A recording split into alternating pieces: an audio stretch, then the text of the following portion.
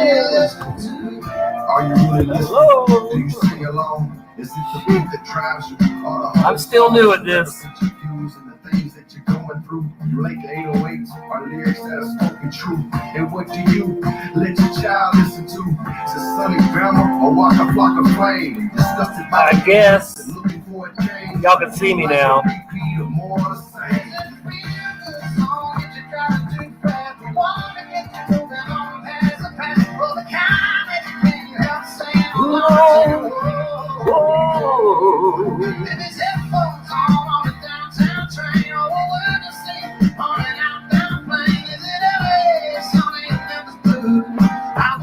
I wish I knew. What are you listening to? Is it a cover band? Some kind of sound always done by the guitar. Something to Get you through.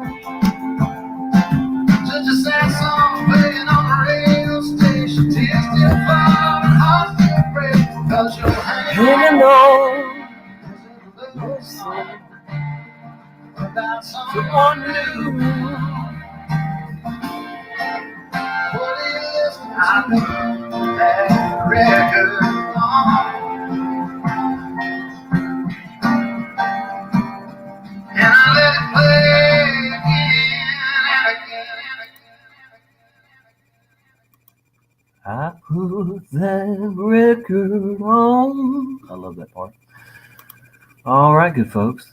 I hope y'all can still hear me and everything's good. Get over here to screen share, and I hope that works okay.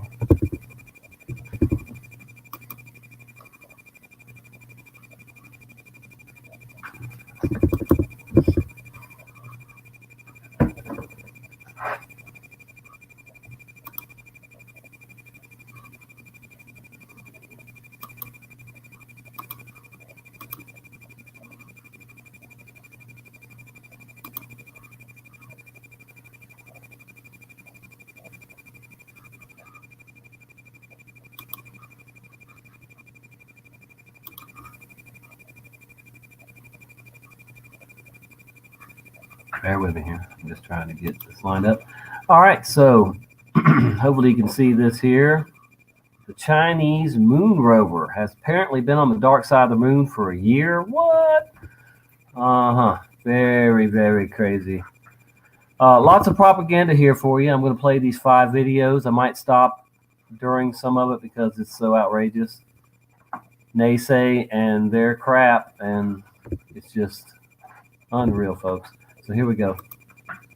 Hey guys, real quick, before you watch this video, I want you to know something, that for quick access, you can find all my stuff in one place. It's called a Chinese Yatutu. I kid you not, that's what it's called, a Yatutu, Y-A-T-U-2 rover, has been there for more than a year now. What's it doing? Well, here's RT correspondent Yulia Shapovalova. The news is that China's Chang'e 4 lunar probe and its Yutu-2 rover have once again been woken by the They love to probe stuff. sunlight that's returned to the far side of the moon. It has been confirmed that the equipment is in good working condition, so the Yutu-2 rover will be heading northwest from its current location before heading southwest to explore new targeted locations. The far side of the moon has longer bouts of light and darkness compared to Earth's days and nights. A lunar day equals 14 days on Earth, and so does a lunar night. During the night phase, the Chang'e 4 and Yutu-2 lose their power supply and enter a dormant period, with their equipment on standby. When the sun shines on them again, the lunar probe and rover absorb the solar energy and wake up. The task is to analyze the structure of the soil for the presence of minerals, to measure moonquakes and the level of neutron radiation emitted by stars. What's interesting about the probe is that China was the first in the history of mankind to land on the dark side of the moon, and the move is considered by scientists a real breakthrough, not only for the Chinese space program, but also for the whole world. There have been numerous landings on the near side of the moon, but China is the first to achieve the feat on the other. The Chang'e 4 probe was launched in December 2018 from the Xichang Cosmodrome in southwestern China and landed about 3.5 weeks later in the area of the Von Karman crater in the South Pole Aitken Basin on the far side of the Moon. Thanks to the modern equipment on the module, the world's first panoramic images of a portion of the lunar surface that is not visible from the Earth have been taken at close range. The very first images of the far side were captured in 1959 by the Soviet Luna 3 spacecraft as it flew by. Another interesting fact is that the U-22, or the Jade Rabbit as it translates, has become the longest working lunar rover on the Moon, as it started to work there in January 2019, having spent more than a year on the far side of the Moon. Previously, the record was held by Lunokhod 1, the Soviet robotic rover that became the world's first to descend to the Moon in 1970. It worked there for about 10 months. And it landed and worked on the near side of the Moon. By the way, the dark side of the Moon is hidden from our view because the Moon is in what's called synchronous rotation with the Earth, which means every time the Moon rotates once on its axis, it also completes one orbit around the Earth. As a result, we see the same face of the Moon every night. The Chang'e 4 has delivered capsules with various biological samples for experiments. Among them were cotton seeds, rapeseeds, potatoes, as well as fruit-fly larvae and yeast fungi. So I guess breeding fruit flies on the far side of the Moon is probably not a bad idea. Reporting for the news of Rick Sanchez, I'm fruit flies.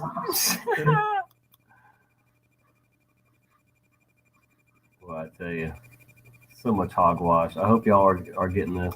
China's ongoing lunar mission has conducted its 9th scientific exploration of the Moon, and the Chang'e 4 lander and its YouTube-2 rover have now returned to sleep mode.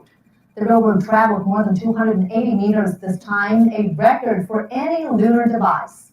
Before this probe, the mission had provided nearly 3 gigabytes of data from the so-called far side of the Moon.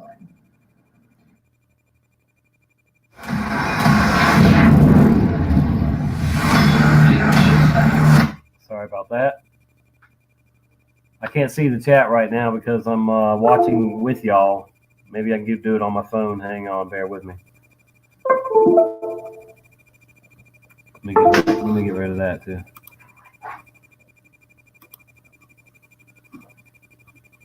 For a new space race, this time between the U.S. and China. The Chinese Chang'e 4 lander took this photo of an orange-tinted landscape on the far side of the Moon. On Wednesday, it became the first space probe ever to land there. Mark Strassman shows us how this breakthrough may intensify U.S.-Chinese rivalry. The Chinese have landed. Their rover's high-definition images show the Moon's far side, the one that never faces Earth.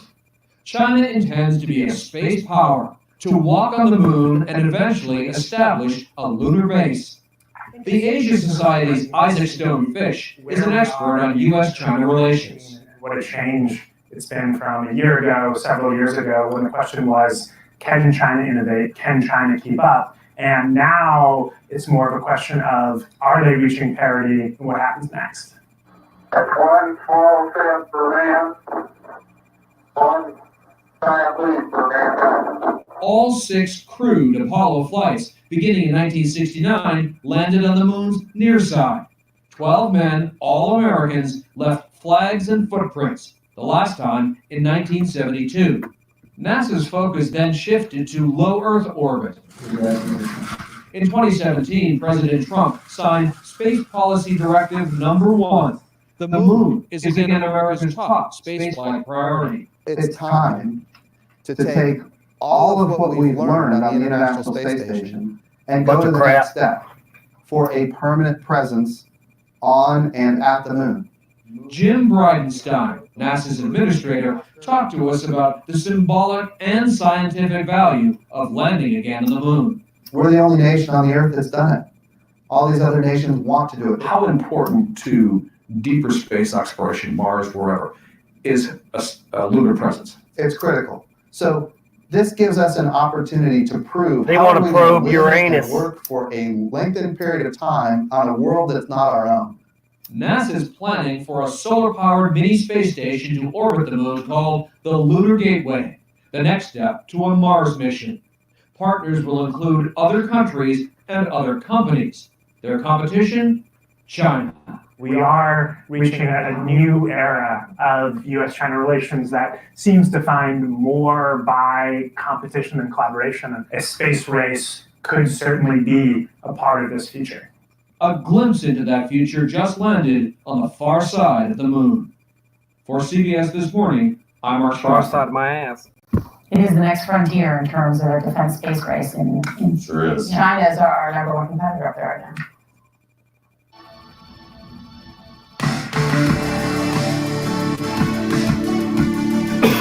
Excuse me.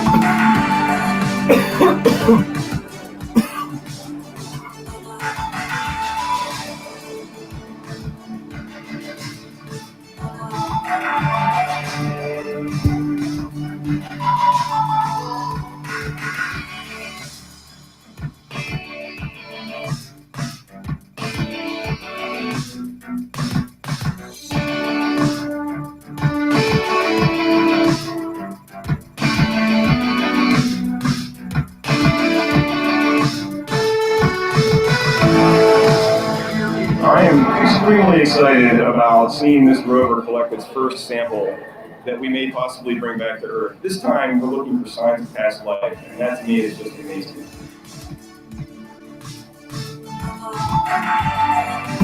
Give it up, Naysay.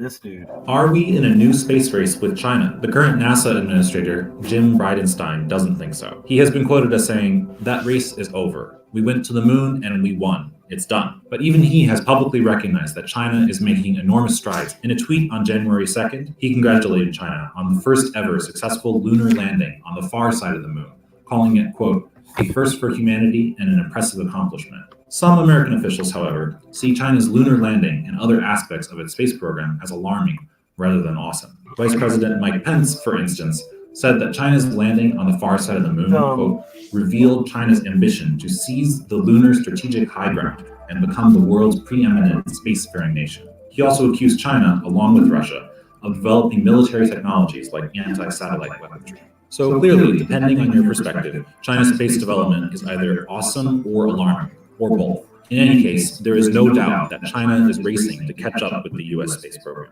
Let's review how fast China's space program has developed and look ahead at some of the goals that Beijing has set. China's space program was actually founded in the same decade as NASA, the 1950s, but suffered a huge setback with the man-made disasters of famine and political chaos during the years when Mao Zedong led China. The first Chinese satellite didn't reach orbit until 1970, 1 year after Apollo 11 landed. Disco ball. Around the turn of the century, China's space program finally kicked into high gear.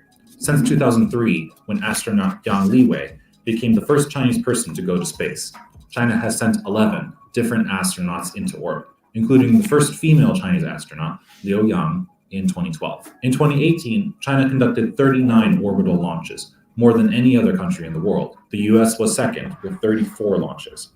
However, it should be noted that China's annual budget for its space program is actually very modest, at only $5.8 billion, whereas NASA has a budget of $40.9 billion. So what's next?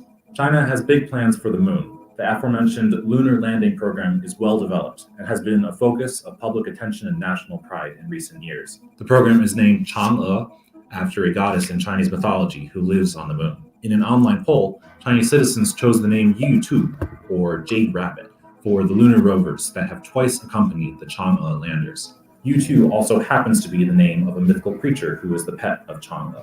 Beijing aims to build a, quote, lunar palace, or research station, on the moon about a decade from now. Officials in Beijing have also projected a booming $10 trillion economic sector to develop around the moon by mid-century, and have dubbed this the cislunar economic zone. Beyond the moon, Beijing has its eyes on Mars. If China and the US both meet their goals for 2020, China will become the second country to land and operate a spacecraft on Mars, while NASA will land its 5th rover on the red planet. Finally, China is building space stations. China has tested a couple of small space labs in recent years in preparation for a full China space station to enter orbit by 2022. The CSS will be about 1/5 the size of the International Space Station, but it will serve a very similar purpose, hosting international teams of astronauts to do scientific experiments. Some of the experiments the CSS already has planned range from studies on fire and fluid behavior to the effects of radiation in space on DNA. The main difference with the ISS is that on the CSS, very few, if any, of the astronauts and scientists involved will be American. As one last note, China does have a private space industry that is just starting to take off. But before 2014, this industry was off limits for private investment in China. So space startups in China, like iSpace, Landspace, and OneSpace, have a long way to go to catch up with their American counterparts like SpaceX and Blue Origin. In short, China's space program is taking off, though the US retains a huge first mover advantage, a bigger budget, and a much better developed private space industry that will ensure the basic balance of power in outer space is unlikely to change in the next decade. If we're in a space race, it is only just now starting and has a long way to play out before a quote winner is decided. I think that's it. And boy, should be. Wow. Unbelievable. A big load of poo-poo, as usual, from these folks. It's ridiculous. All right. Let me get back to StreamYard here. Stop the screen share for a second. Hi, can you see me, folks? It's always good to see you, good people.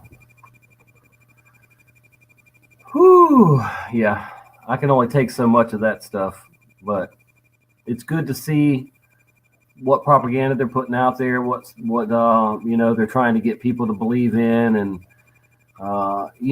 that's what you get for your money that you're giving NASA every day, that we all are, is they put on these big productions and do all this crap with balloons and underwater crap, and they just show you a bunch of crap, a bunch of scenes, a bunch of sets, movie sets, and whatnot. I don't know if we saw the one video. If you saw the one video where there's a company that has built a whole Mars camp simulation. So just watch in the near future. You're gonna see pictures of that simulation, that they built, and they're gonna say this is what's going on in Mars. This is real. This is really in Mars, but it'll be those pictures of the simulated crap they built. Yeah, it's garbage. So there is something else I wanted to share that's not related to NASA, and it's in the headlines. It is related to something that we all have seen a lot in the Mandela effect. And that is Lady Liberty, the Statue of Liberty. And so apparently in 1986, they went ahead and took out a lot of metal, replaced a lot of metal inside the Statue of Liberty. They rebuilt it, more or less, repaired a lot of stuff and just changed it out altogether, some of the metal. So let me show you this story, and then we'll talk about it and what I'm thinking on it.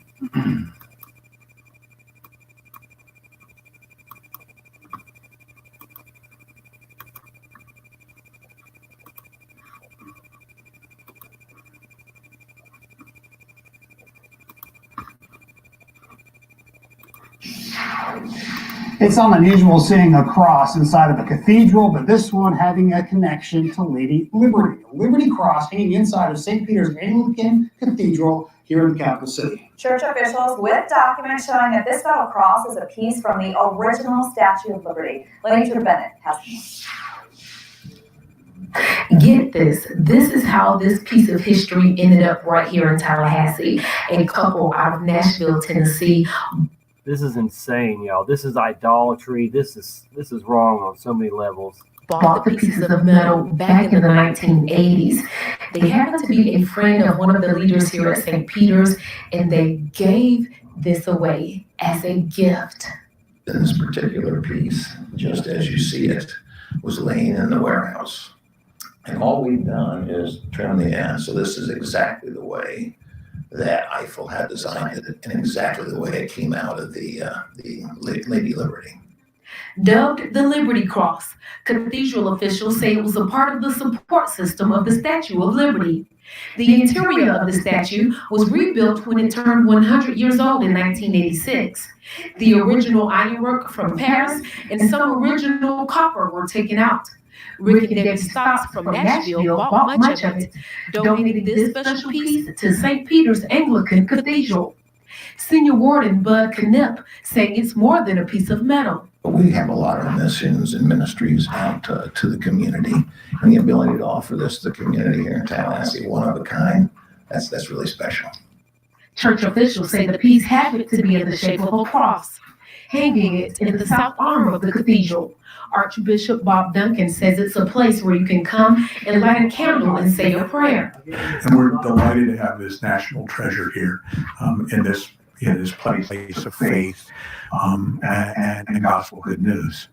Out of all the other places that remnants have been presented, no other cross like this exists. Reporting in Tallahassee, Lenitra Bennett, WCTV Eyewitness News. How cool is that? Not cool. Not cool at all. So what y'all think about that? To me, that is just insane. I mean, you know, it's just the way that Catholics worship all these objects and do all these rituals and crap. I'm sorry. I just that is, to me, it's like blasphemy. It's garbage, and that's too much religious crap. I cannot believe it. As soon as I saw it, I was just like, no, this ain't right. This ain't right on any level. So I want to share that with y'all. And it just proves, too, that we are at the end of the church age. You know, some say we're entering the Aquarius age or the Golden Age or this, that, and the other. But we're definitely at the end of the church age. I promise you that. When I can find many people that agree with me that there is that 90 to 99% of you know, churches of all religions on this rock are corrupt and not, you know, don't know what they're doing. They're definitely, if they do know what they're doing, is that they're loyal to the wrong side, and they're not preparing people for the true ascension, for the true you know, way it's going to play out. So. Whoo! Yeah, 5G is straight up killer. I do believe that 5G is dangerous. As soon as we got 5G up here in Pensacola, downtown, a bunch of birds fell dead, and that's happening all over the place. You know, it's easy to see the signs. People say that, you know, you've been saying that it's, you know, the end of the world. Not me particularly, but people have been saying that it's the end of the world soon, forever. But, you know, I dare to say that these times we're living in now prove that the end is near. The Mandela effect is huge, and the Bible supernatural changes are you know, crazy, you know, and huge. And, you know, if you can deny it, anybody can deny these changes and you know, try to ignore them, you know, or whatever, and you can downplay them too, you know. I mean, that's fine too, whatever you'd like to do, but you know, you should definitely know that it's real by now. And I hope that everybody, you know, knows that we're not just a bunch of Looney Tune, you know, nuts sitting around making this stuff up or having false memories from smoking weed. I mean, that's insane. You know, that still just blows me away. Come on, CNN. Come on, you stupid universities that, you know, put this crap out, man. It's just unreal. So that's that on that. Let me try to give a shout out to the the chat room. I appreciate y'all all being here. Okay, let's see who we have in here. Michael Healy, Cold Steel Truth, Susie Q, Casey, Josh from Oregon, Christopher Millington, Dennis Brandenham. So many of you guys. I really appreciate stopping in, taking time. I think I even saw Brian Stavely pop in. Somebody's not happy about how often I mention Brian Stavely, and that's your problem, not mine. I don't promote him really any more than any other channel does, and if big channels are promoting him, why shouldn't I too? I don't think that Brian Stavely's a god. I'm not attached to him or obsessed with him or something like that, and that is being said by at least one person. And I'm not even going to just dive into it and buy into that crap. My way of dealing with trolls on my channel is, if you piss me off enough, I will block you. But otherwise, I just pray for you and hope that you come to your senses if it's something that I truly believe I'm correct on, or you're just trying to bash me or hate on me. But we all got to get through this life and do what we think we're supposed to do. And I'm supposed to stand up and speak up against all evil and tyranny, and certainly expose that, and I will. Alrighty then. So I guess everything's going good. I thought StreamYard and screen sharing and all that stuff was going to be a lot harder to figure out, and it seems to be going well. I appreciate, like I said, all y'all coming in here. We're right at 30 minutes now. And something else I wanted to talk about was O.J. Simpson. I'd like to see how many of y'all that is a Mandela effect. I believe the saying went, if the glove doesn't fit, you must acquit. And I believe it's changed now to where the glove does go on. He gets his hand in there, and then it's just too big, where before it was too small. And I just want to see if we're really all on the same page on that, of those who remember the court and all that, when it happened. So what do you guys think on that? Did you know about that one, and how does it affect you? Let's see what else I had wrote down here.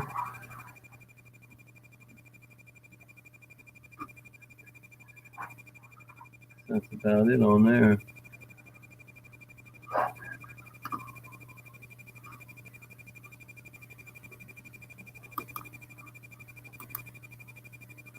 Bear with me here.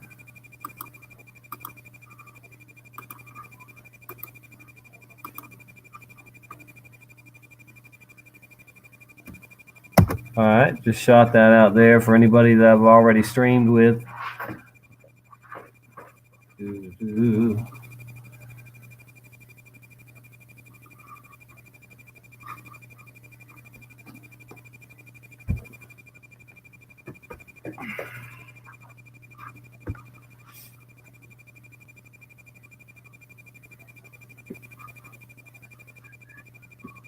All right, so my cat is really hungry right at the moment. This is about time to feed her.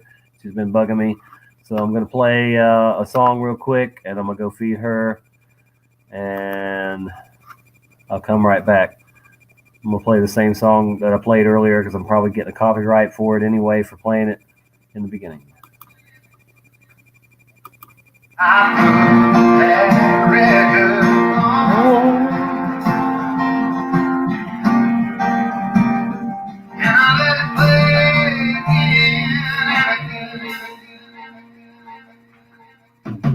I'm a southern boy, grew up on Pac and Biggie. Leonard Skinner, Hank Williams, and some old Willie. Blues came from Clapton, the experience from Jimmy. I rode to the Outcasts and hustled on the block to 50. Put bricks in the wall on the dark side of the moon. And posters on my wall, the Beastie Boys in my room. And Garth Brooks playing on my radio. I got friends in low places everywhere I go. And I put that record when I'm feeling all alone. It's me and these country songs. Music is alive, but hip hop's gone. Or is it? It's when I speak, I know my people feel it. We all got a story, I just wanted them to listen. So tune in, turn it up in your headphones. Whatever it is, just listen and sing along. Tonight I'm wondering, what are you listening to? Is it a cover band, some kind of sound bar? It's not a guitar, something to get you through. Just a sad song playing on the radio station. Tears still fall, hearts still break, cause you're hanging on. Is it a love song about someone new? What do you trying to shake the drugs and see the rose-colored lenses? I try to rise above, but they've left me defenseless. For everything senseless, the beamers and the Benzes. Those in this business wind up dead or behind 50-foot fences. For a lifelong sentence, that guy know what my first bid. Searching for the Lord, the streets did more than the church did. Raising up the worst kids, believe me, I was one of them. The music told the story of everything that would come upon me. It takes me away to the other side. You see, we live in a world and an industry full of lies. Damn if I stand by and let them destroy music, exploit music, and corrupt minds promote useless creations. I guess that you can say I'm hating, but you control the dial. Don't like it, then change the station. What are you listening to? Is it a cover band, some kind of sound bar? It's not a guitar, something to get you through. Just a sad song playing on the radio station. Tears still falling, hearts still breaking, cause you're hanging on. It's a love song about someone new. What are you listening to? Are you really listening? Do you sing along? Is it the beat that drives you, or the whole song? Does it represent your views and the things that you're going through? You like the 808s, or lyrics that are spoken true? And what do you let your child listen to? Is it Sunny Bama or Waka Flocka Flame? Disgusted by the ignorance and looking for a change? Or do you like a repeat of more of the same? Is it a feel-good song that you gotta do fast? Want to get you moving on past the past, for the kind that you can't help singing along, saying whoa. And these headphones on the downtown train, oh, we're the same on an outbound plane. Is it LA, sunny and Memphis blue?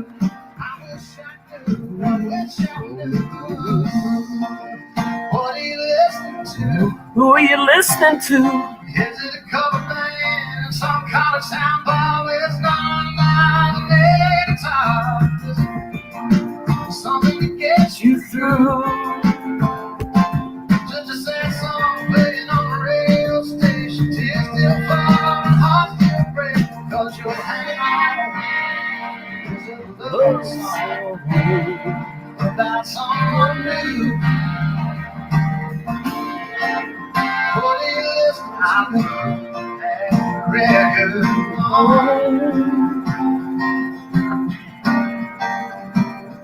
and I let it play again and again.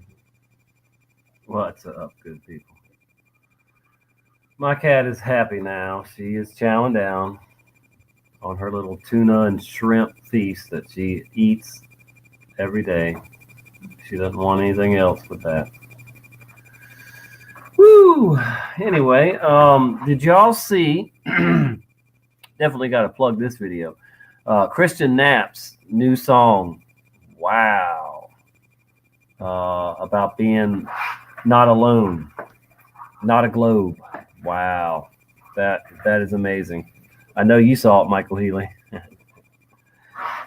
Yeah, I would play it here, but probably get in trouble for that too. But if you haven't listened to it yet, go check out Christian Knapp's new song. It is amazing. He just posted it a couple hours ago, and I'm already looking forward to listening to it again. If you don't like Christian Knapp, you're probably full of crap. If you don't like Christian Knapp, you probably need a nap. So one more. If you don't like Kristen Knapp, you need to rethink that crap. All right. Oh boy. The Earth is flat as I know it, and all I know is, and what I tell people is that most everyone on this Earth believed that the world was flat until the globe lies began, and that's that. So, all right. Well, help me out here, folks. What are we going to talk about? Any new Mandelas out there? Has anybody found any books yet, other than the Berenstain Bears and the Bible, that has been Mandela affected? I'm going to look into the Quran, because I have been told the Quran has been changed. I know that's just another religious book or a Bible to them, but somebody was wanting to know the specific changes in the Quran, and I'm going to look into that for sure. I'm hoping that in the next couple of weeks I can get back into research mode and really start getting some things uncovered and revealed. I love to research, and I can spend hours, days on one topic, one subject. I'll spend as long as it takes to get to the bottom of something. I've been down every single rabbit hole, every conspiracy theory out there, probably, or most of them, at least the popular ones. I have been a researcher since I was 18 years old. If you were told at 18 that the government had one world order, one world religion, recurrent currency, all that stuff, plans, for the future, the new world order stuff, you would probably, I would hope you would, start looking into it. And that's exactly what I did. And me and my friends were saying, down with the new world order for since all that time, or we started then, so that's a long time for me. I'm pushing 30 years. Getting close to it. Anyway, so let's see, anything in the it's not a globe. Yes. Do you dare me to play it? You think I should play it, Casey? I sure would love to hear it again. I guess it can't hurt to play it without showing it, right?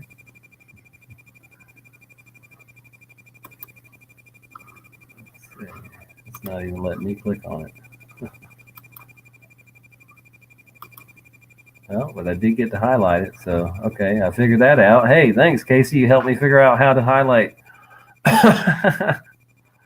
I'll just leave that on there for a few. Oh boy, let's see what we got here.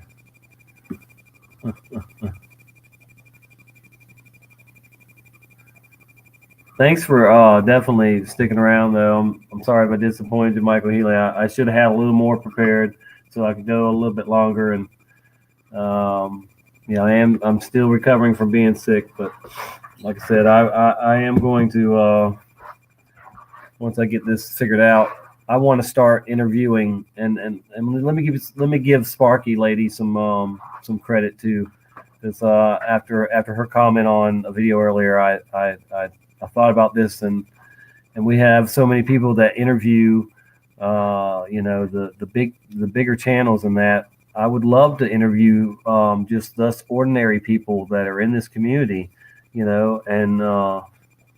that don't even maybe put out any content. But some of you guys all of you are awesome, and some of you have testimonies or whatever, have definitely theories about the Mandela effect.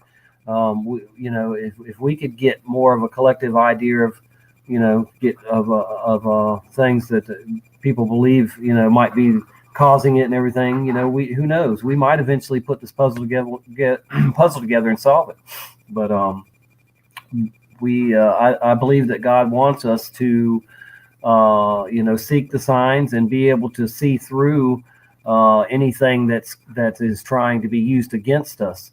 So we're not wrong for researching this stuff and wanting to know what the source of it is. And so just keep doing your own research. Definitely don't rely on anybody that comes on here with content alone. Do your own research and prayer and whatnot to know what's right and what makes sense or whatever. We in this community agree on so many things. I'm sure there's little things we don't, but we definitely seem to all be on the same page on the big things, and that's wonderful. And we've all been led here for in this community for a reason. It's not a coincidence. I don't believe in coincidences. So we need to work together and figure this thing out. Whatever, at least help others, get a grasp of it and understand it, as much as we do, and just kind of prepare ourselves for the next big changes, because I believe there will be some major changes that will blow more people's minds out there. We can't be the only ones that are supposed to see these changes. I do believe that everyone is affected, unless they're soulless or something. I don't know, but I mean, there will be people that no matter what will deny that the Mandela effect is real, and give it any credit, just because their delusion is so strong, or they're so loyal to the other side, to the one world order agenda, and the beast system. But yeah, we have some really caring people in here, and definitely appreciate every one of y'all. How you doing today, Scooter Orr? Good to see you. Good to see you. Definitely. Who else popped in here? Let's see. Anybody? Brenda Mitchell. Good to see you. I didn't catch you earlier. I don't know if you just came in, but good to see you. Definitely.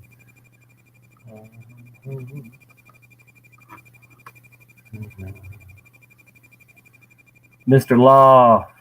Good to see you. Thank you so much for popping in. I didn't have a lot of content prepared for today, or a lot of stuff on my mind. That cross was bothering me, that they made out of the Statue of Liberty medal, and certainly all the new propaganda, space farce, naysay, astronaut, crap. I want to call them astro actors now. Yeah, they're astro actors. Oh boy. They're not even smart, folks. Them astronauts are just simply actors. They are not smart folks. They fool so many people, but they don't fool us. Thank goodness. Man, what a joke. All right, one more time. I'm gonna put this out there. Let's see what happens. I'm not, I'm not ashamed to say that I do better with the co-host. I really do. Maybe it is from smoking pot off and on for 30 years, but I don't have false memories from smoking pot. I can promise you that. I might forget where my keys are or something, but good to see you, Sparky lady. Hey, hey, hey.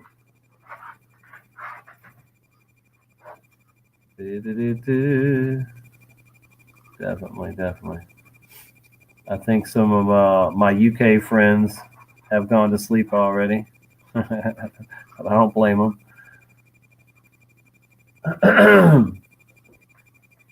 It's still daylight here.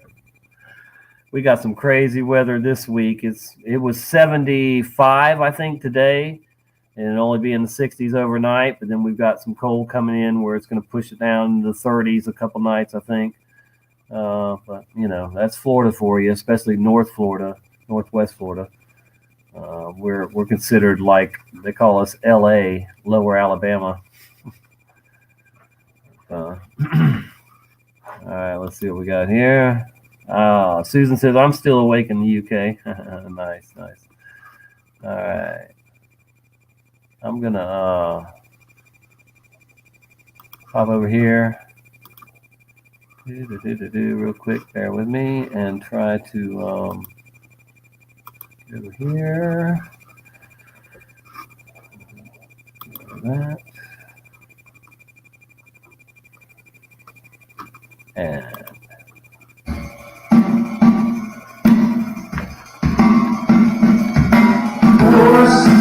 into my mind this made up glow. Now I'm set free my mind. I let it go. If the stars should last forever, at least we are together. I know I'm not alone. We know it's not a blow. Anywhere, whenever, heart but still together. I know I'm not alone. We know it's not a blow. It's not a blow. I'm not alone. I'm not alone. No, it's not a blow. Spinning forward. I now know that your faith deceived since birth. I'm no longer being played. If the stars should last forever, at least we are together. I know I'm not alone. We know it's not a blow. Anywhere, whenever, part but still together. I know I'm not alone. We know it's not a blow. It's not a blow. I'm not alone. I'm not alone. I'm not alone. It's not a blow. I'm alone.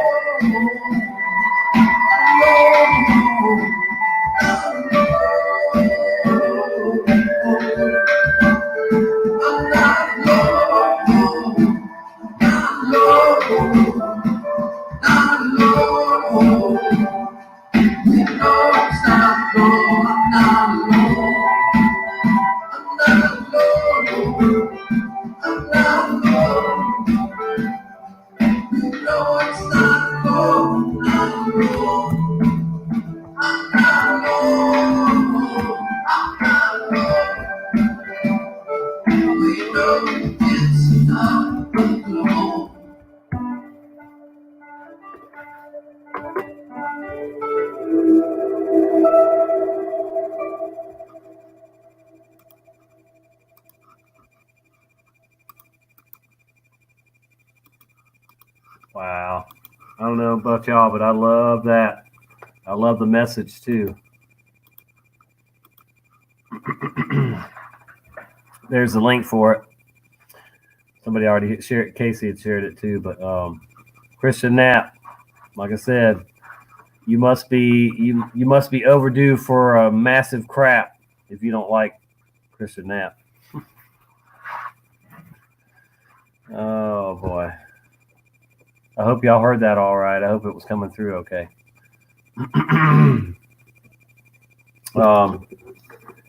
I've showed this Bible a few times in my streams.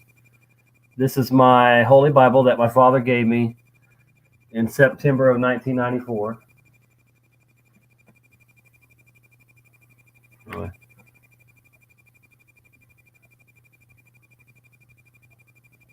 Hold on a second.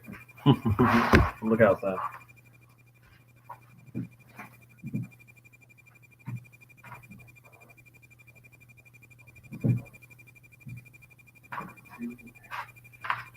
I thought maybe my neighbors were riding their four-wheelers. They usually hope that I will go out and ride my dirt bike when they go out, when they ride up and down our road.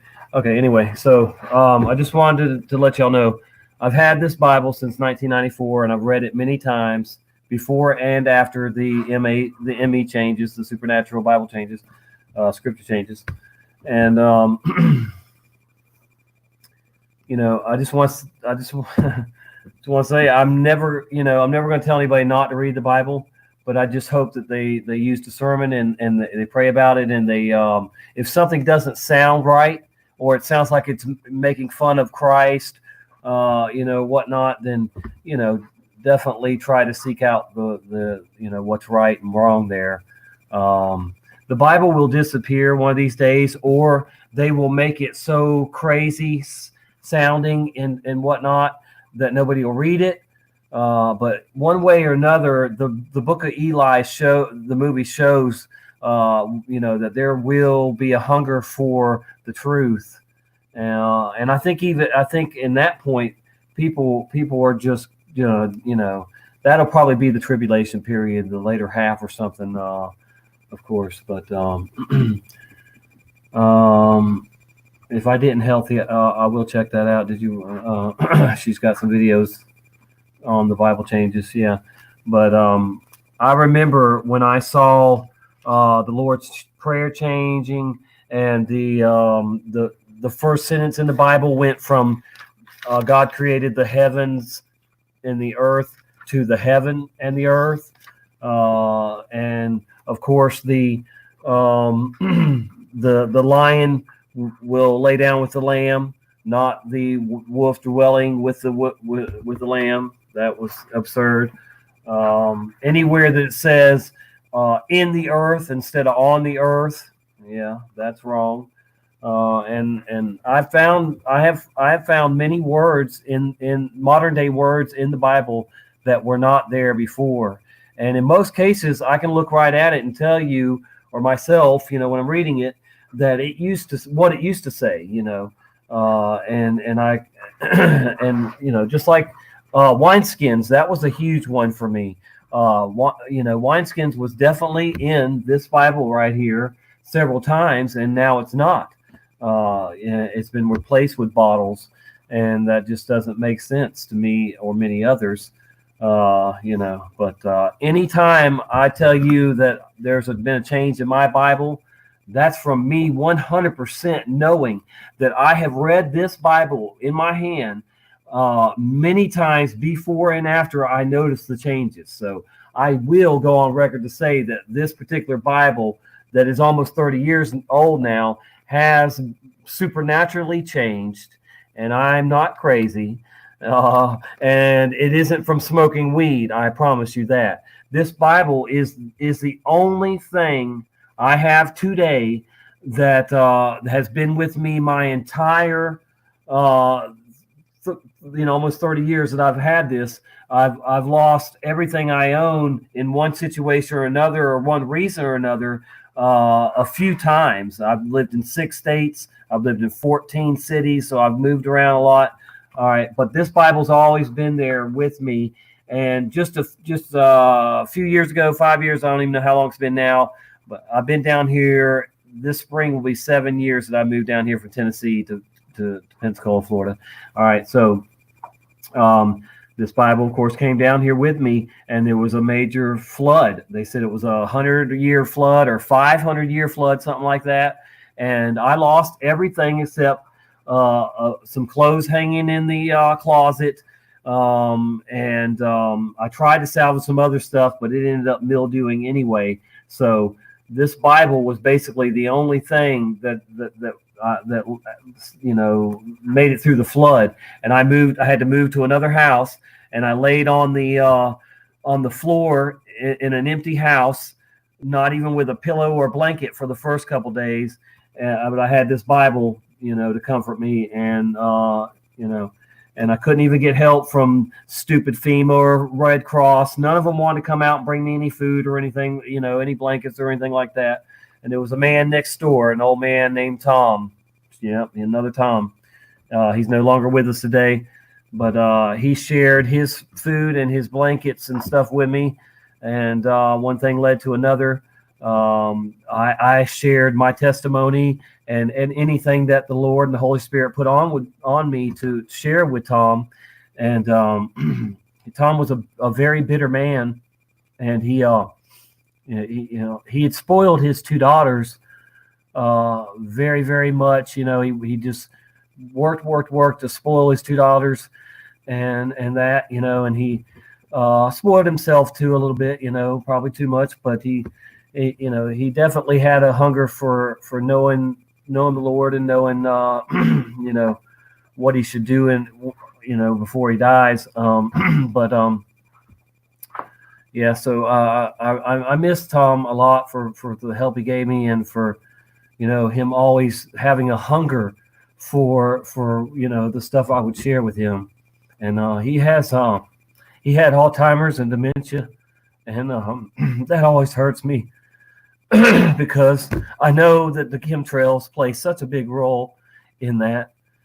Folks, you can't expect that if they put heavy metals like aluminum, barium, and strontium up there, you know, if that comes down on us, that, you know, you got to understand the science in that if it gets in your body, and it certainly does, that, you know, it builds up in your body, builds up in your brain, and it will contribute, if not just be the factor, the cause of so many problems, and dementia and Alzheimer's being one of the biggest.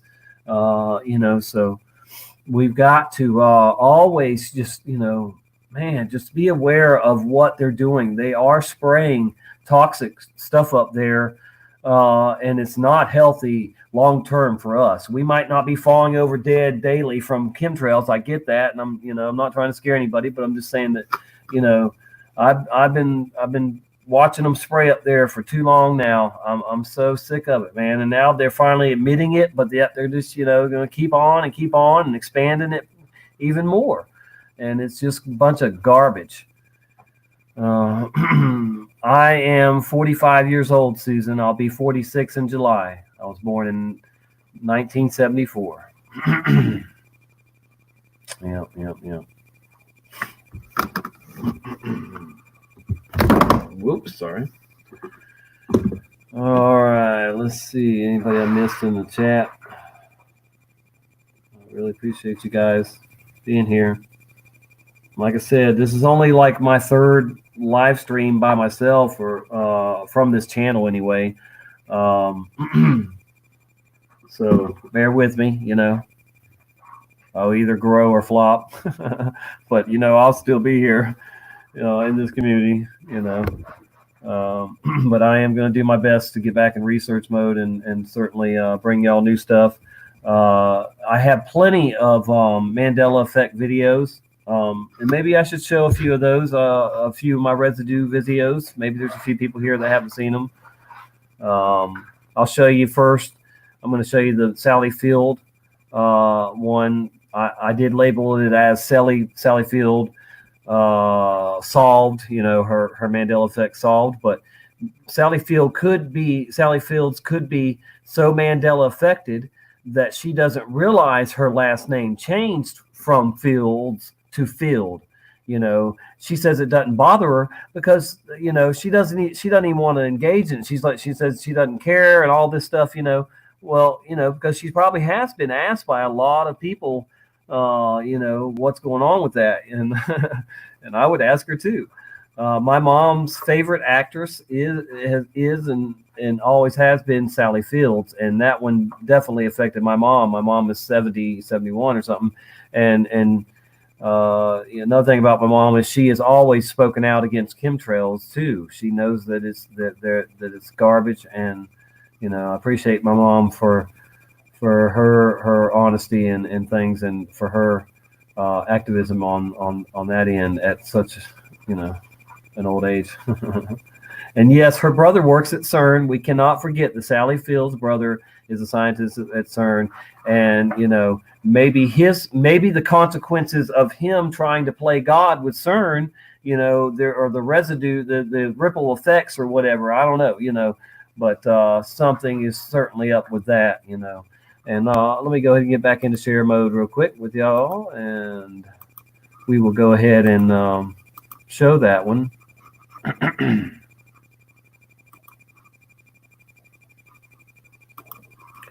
Love that. Not a globe. Christian Knapp, you're awesome.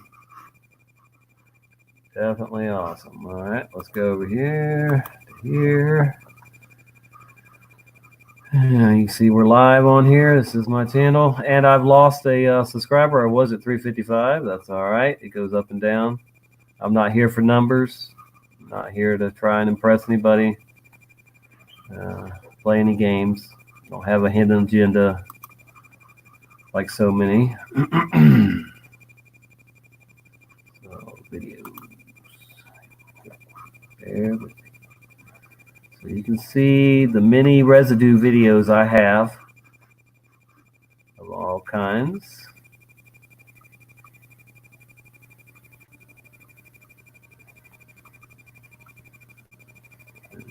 We'll see Sally Field eventually.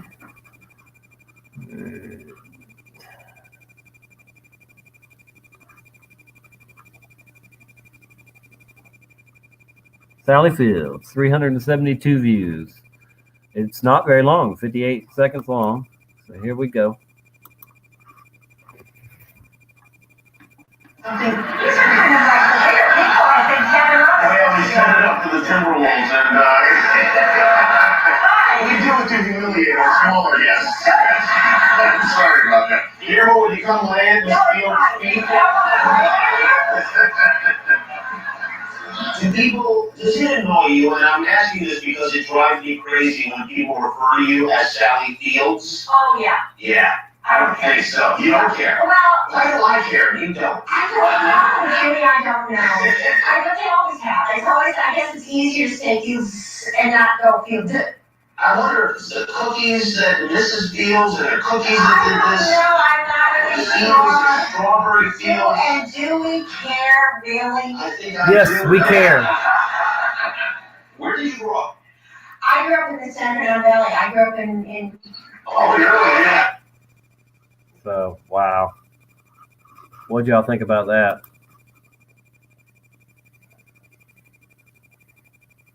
I hope y'all could see it. All right, and then we'll just check out another one or two.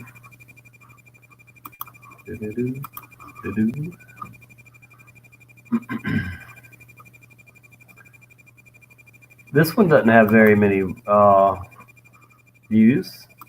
Ed McMahon. I have about 4 or 5 Ed McMahon mans. About Ed McMahon as the. Hold up. Here we go. Howdy how again, folks. I just got done uploading that video about the Rachel Maddow show, talking about Ed McMahon as the spokesperson for Publishers Clearinghouse, and then I find something else that is a real gem. Y'all are gonna really love this. This is amazing. The video I'm going to show you that has this lady here, Liz Carpenter, in it, and excuse me, she is a feminist. Let's see, a writer, a feminist, a reporter, media advisor, speech writer, political humorist, and public relations expert. Excuse me. And for 18 years, she reported on the presidents from Roosevelt, Kennedy, and so on as a Washington reporter. So anyway, C-SPAN decided to interview this lady, and it's amazing what she says in it. And I'm going to get to that right now.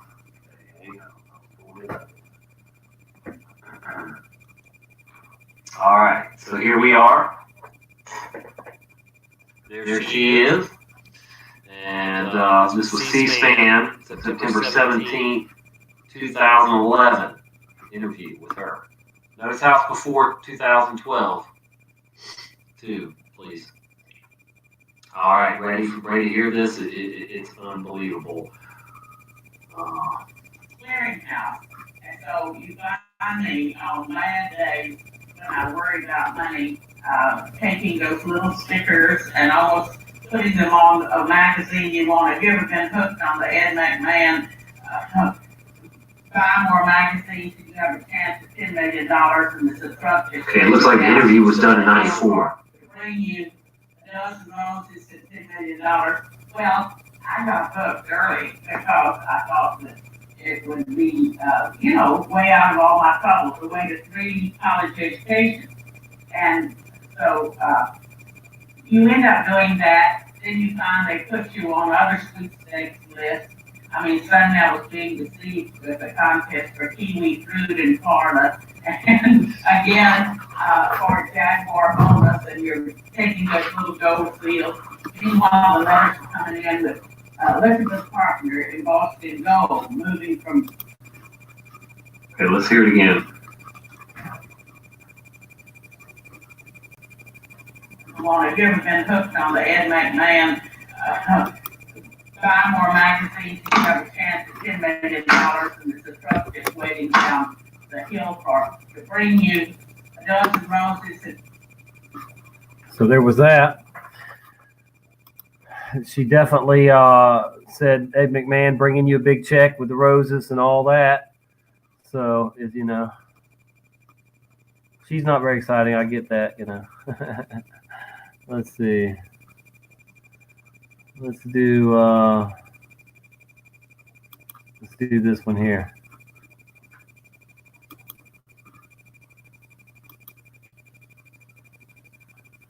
Come on, don't fail me now. I do hear a noise too. Somebody said they hear a noise. I don't know what's going on with that. Uh-oh. And we might have a problem. I don't know what's going on here. Let's stop screen share. We still Hey, Tommy here with okay. Some interesting video footage from the Ucky. All right, we were okay. It was just catching up. So, Tom Hanks. Yeah, I like to call Tom Hanks Tom Pranks. Now, I've told the story about my stepdad getting real sick when he worked on a Tom Hanks movie, Captain Phillips. He got so sick while out on the ship that they had to take him to the hospital. I don't like Tom Pranks.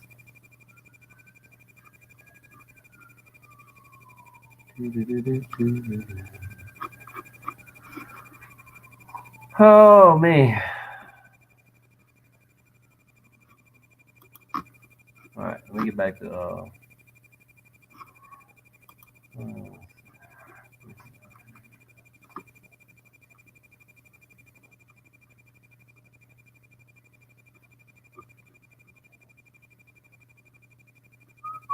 bear with me.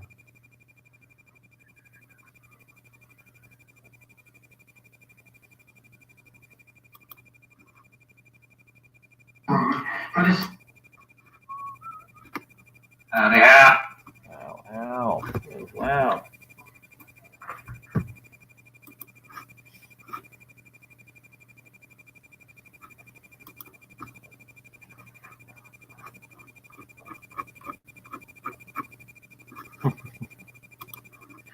I keep forgetting too that there is a delay. I'm sure. I don't know. Not that I set up on my end, but I'm sure there's always some kind of a little delay when you're on live. But anyway, let's see. I gotta get back to screen share. Hang on, bear with me. I'm just gonna show one more Ed McMahon Mandela Effect residue video. And that'll be that.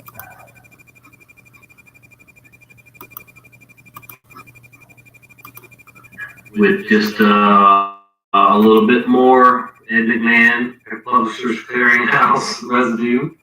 And this is video residue this time. So it speaks for itself. Here you go. It's gonna play. Oh, don't do this. Let's go to the next one. Let's go to the next one. Here you go, right here. This one's going to say, here's the transcripts. Publishers Clearinghouse, Ed McMahon. Okay. Ready? Aren't there laws against shooting campaign ads, or whatever you want to call it, course, that other one would start as soon as I start playing this one. Wow. Okay, so we're going to do this one first. Oh, yeah. That's it. Here in Wisconsin, an alert saying I was officially confirmed as a possible winner of the Publishers Clearinghouse sweepstakes. Oh, there you go. The only one. Yes, it's just you and you alone. You should go wait on your front stoop. Ed McMahon will be there in a minute. There you go, Let's boys. just how we go. Here in Wisconsin, I got an alert saying I was officially confirmed as a possible winner of the Publishers Clearinghouse sweepstakes. Oh, there you go. The only one. Yes, it's just you and you alone. You should go wait on your front stoop. Ed McMahon will be there in a minute. You gotta love it, folks. I do. Alright, transcripts, see Ed McMahon, Publishers Clearinghouse. Here we go. This one's pretty cool. No, Ed McMahon did not come to my house with a check for Publishers Clearinghouse. This is actually the new parade route for the St. Patrick's Day parade. He did not come to my house with a check for... Good morning. No, Ed McMahon did not come to my house with a check for Publishers Clearinghouse. This is actually the new parade route for the St. There you go, folks. These folks clearly remember. Ed McMahon working for Publishers Clearinghouse. Alright, let's see what we got. See if this one's going to work. In the White House, there's a series of campaign finance laws under something called the Hatch Act.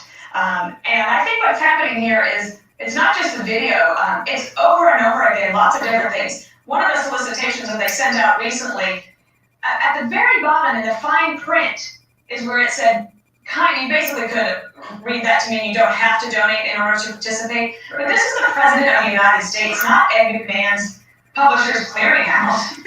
Not But this is the President of the United States, not Ed McMahon's Publishers Clearinghouse. One more time. But this is the President of the United States, not Ed McMahon's Publishers Clearinghouse. Yeah, wow. That's huge. That is huge. No, it isn't. Alright, folks. I hope you enjoyed this little clip here with these 3 video clips of people clearly remembering Ed McMahon working for Publishers Clearinghouse. Alright. Thank you for watching. Thank you for subscribing. I will subscribe back. You subscribe to me. You're not a troll. Take care. God bless you. I'm here again. Thank you for watching. Thank you for subscribing.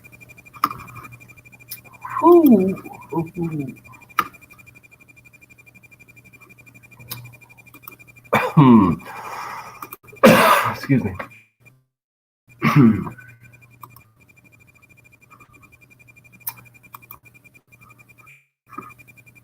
Well, all right. In that, wow. And let's see. I don't know how to remove the banner here. I still love the song. It's still all good. Yep. I'll figure it out eventually.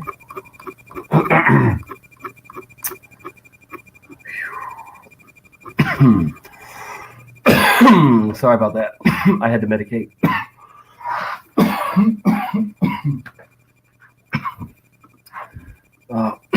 That was Gorilla Glue. If anybody wanted to know the strain.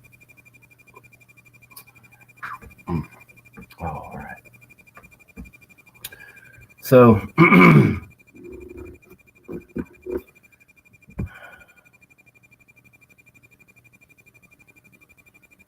so China's been on the dark side of the moon for a year. That's so insane to me.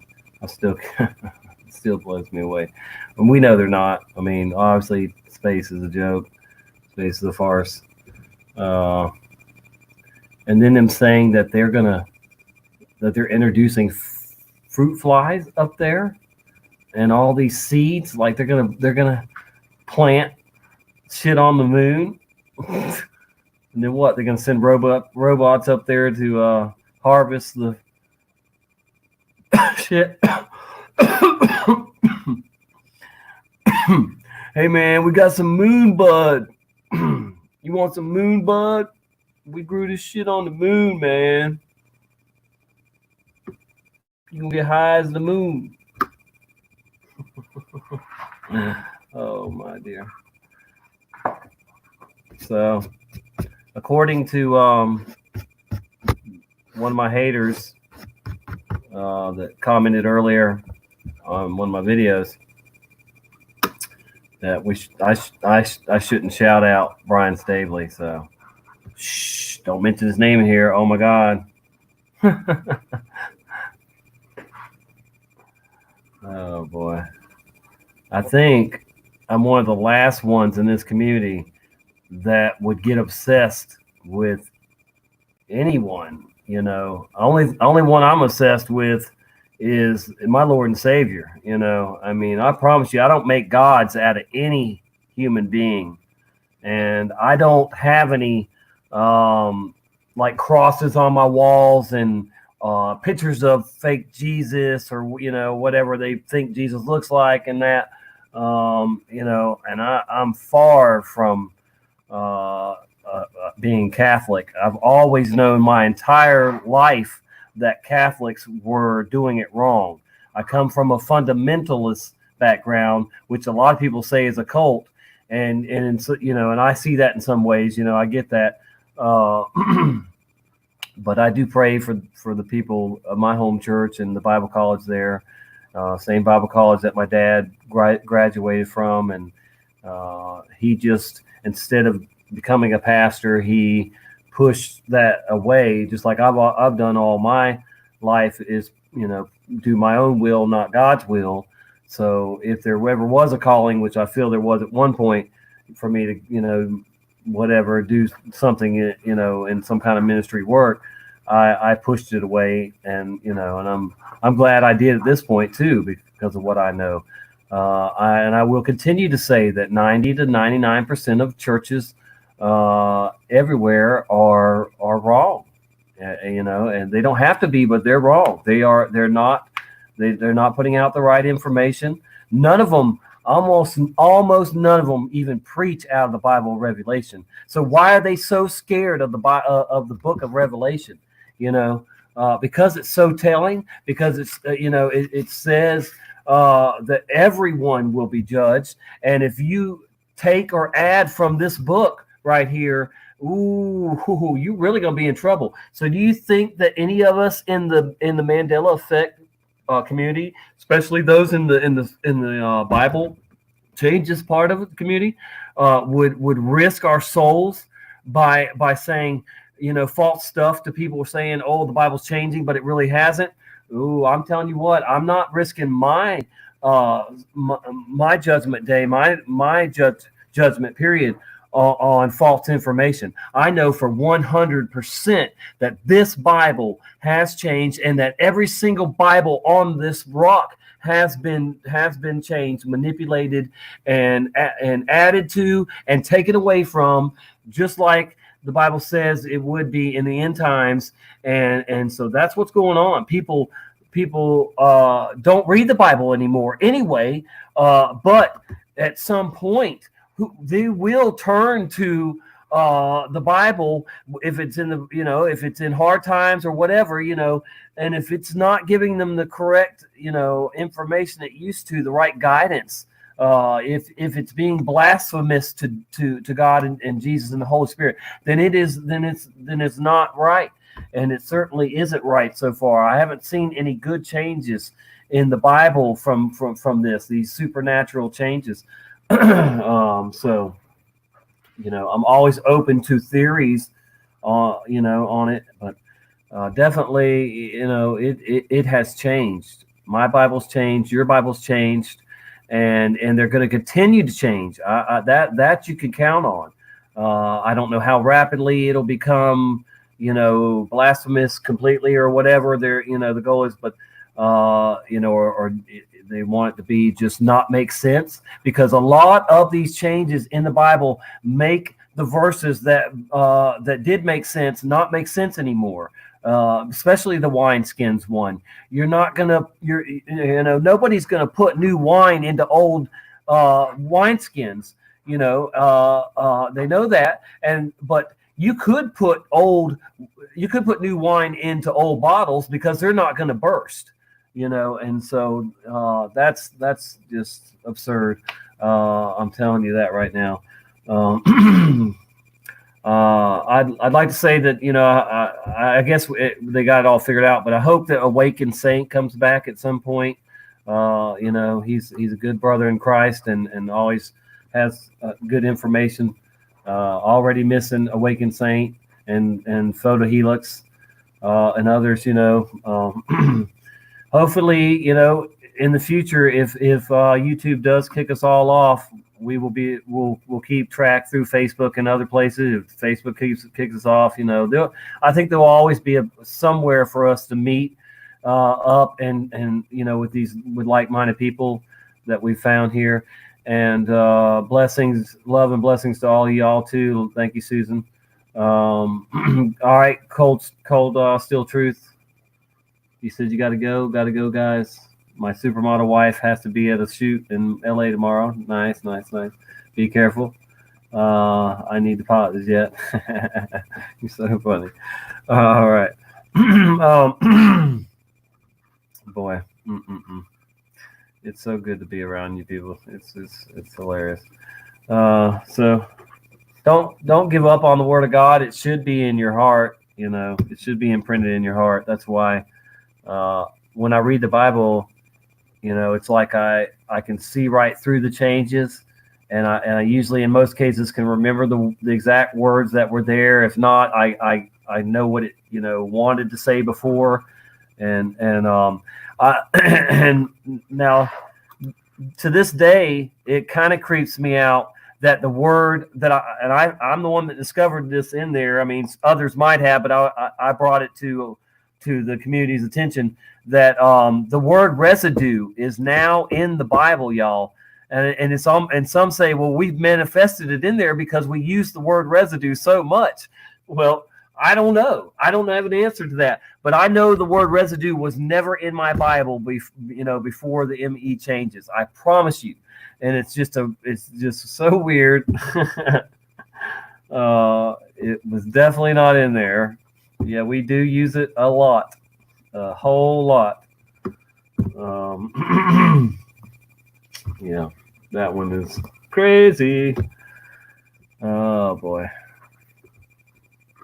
An hour and 25 minutes. Good grief, time flies by. What do we have here? Let's see.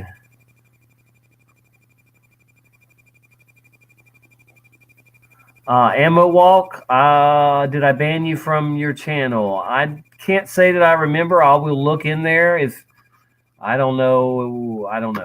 I will, since you brought that up, and like I said, if I did, I'll undo it. But somebody, maybe even a few people were mad at me in Russian Vid's interview. I was moderating in there, and somebody was being a distraction that I remember being a distraction in at least one other live stream, and it just was going on and on and on. And so I addressed that person, and they called me a liar, and I called her the B word, and I do regret that. And I hit her from in there, but it was not, it was based on the previous problems she's had with others. It's like she come in there to pick a fight, or something. I don't know, but it was just weird. But I definitely remembered her from before. It's not like I'll just single her out. And I very rarely ever do ban anybody from, or remove them from there, whatever. I like to time people out first and then tell them, something or whatever. But I don't care about the wrenches or the power or, or anything like that. I'll give all my wrenches back, guys, because I'm not here for that. I don't want to play games. I'm not trying to be mean to people or nothing like that. And I don't want to get caught up in name calling with people too, being silly like we're in junior high, or whatever. I mean, I've let a lot of stuff slide, man, probably more than most. But, trolls are going to troll and haters are going to hate. And I don't know, I don't know what else to say on that. But I will get my wrenches back before I'm going to argue with a bunch of people and have a bunch of hate out there for me. Just but if I am a moderator in somebody's channel and you see me in there often, I probably do agree with most of what they're saying. So, if you don't, you're probably in the wrong place. It's as simple as that. If you come into a chat where I'm in there frequently and, you're just trying to, change the whole crowd, more power to you. Good luck with that, but don't personally attack me for any reason,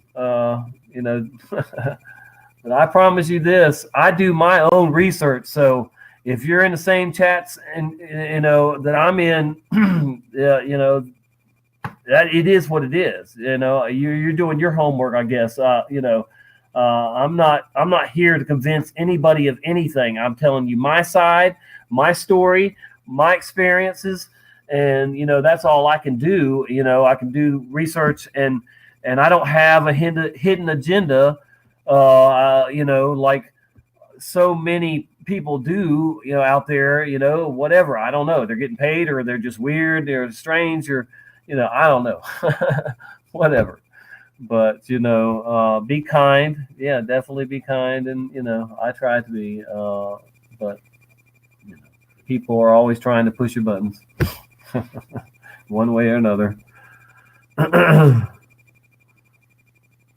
Like I said, Ammo, it might have been a mistake or something. I can't recall who you are or something like, or have a problem with you. So, I thought Valiant One was a moderator in there, and I don't even know if it looked like maybe that got removed or something. So, who knows?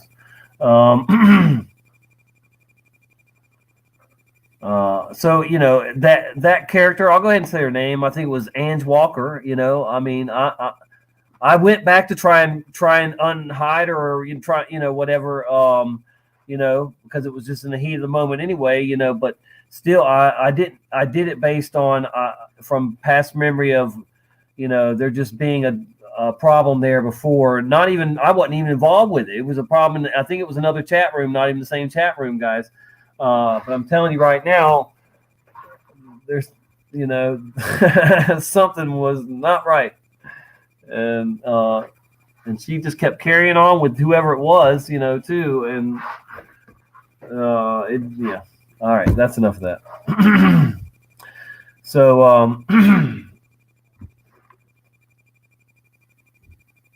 I keep grabbing my Bible, like, I don't know. Like, I need to probably read my Bible tonight and see if there's any new crazy changes in there.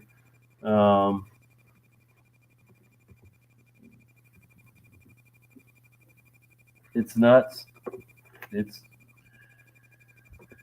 I cried, like I said, I cried and called my hometown pastor as soon as I saw a few of the changes, and knew in my heart, prayed about it, that the Bible had changed. And my hometown pastor just defended the word, like he just assumed, no, Tommy's just gone crazy or something, and now he's blaspheming the Bible, but it's not the case, and I pray for that hometown pastor of mine all the time, and I think that I think he has realized the Bible's changed.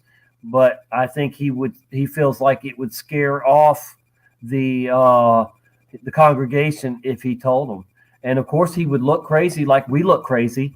But I'm talking about a man that I've known my entire life.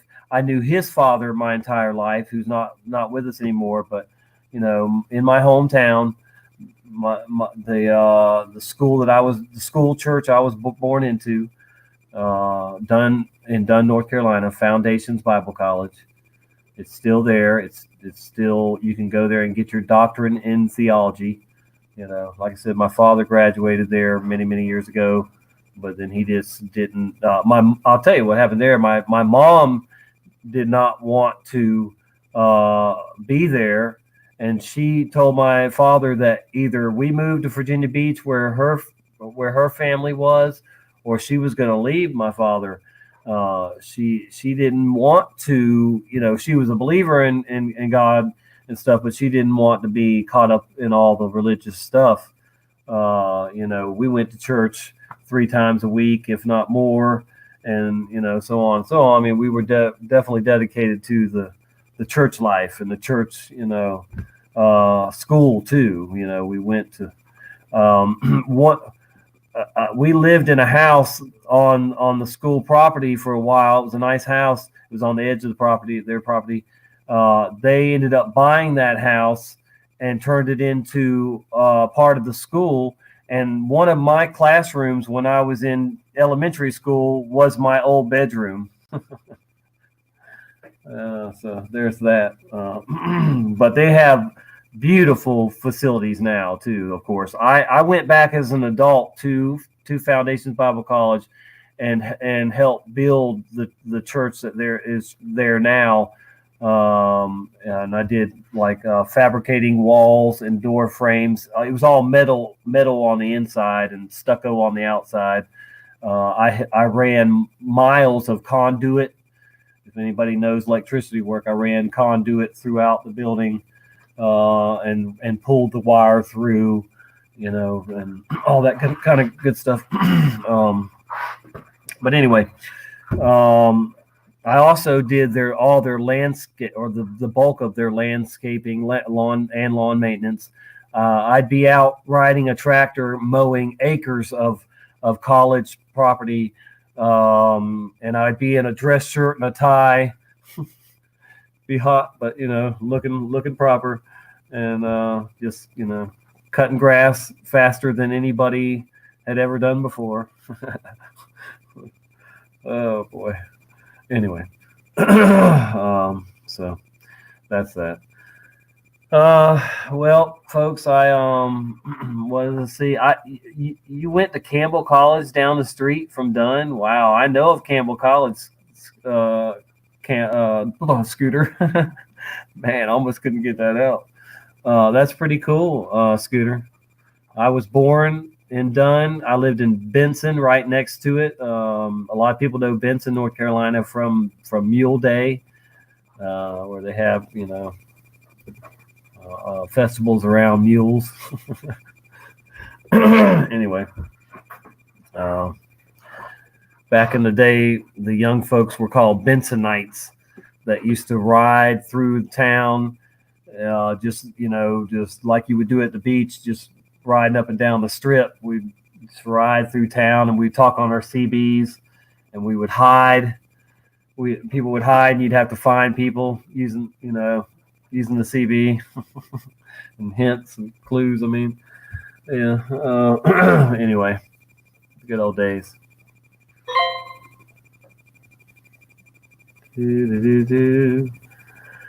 Woo, woo, woo. All right. Well, I'm gonna throw this out. Oh no, I can't throw that out there. Hold on. Let's see.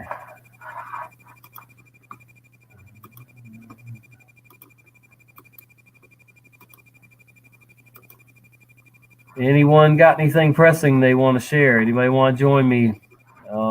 There it is. I'm going to be on here for about a few more minutes, 10 more minutes. Unless somebody wants to jump on here and share some airtime, say something or ask me something. There's your StreamYard link. Oh, boy.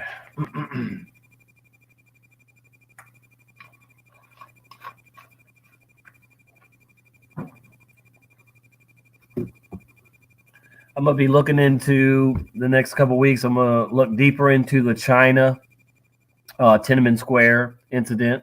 I believe that I believe that more people remember Tank Man being run over, killed, than do believe it was that he just stopped the tanks and everything, climbed on top, whatever. But I know as a kid, I watched it on TV live, and and he got run over, and it was bloody and gory. I think that China would love for people to forget that. And I think that maybe, whatever China's role is in the Mandela effect, if there is roles like that, if it's their loyalty to Satan or whatever, if they're trying to erase that history, the true history that the man did get run over because communism is evil. Communism is always going to be evil, and it will always try to enslave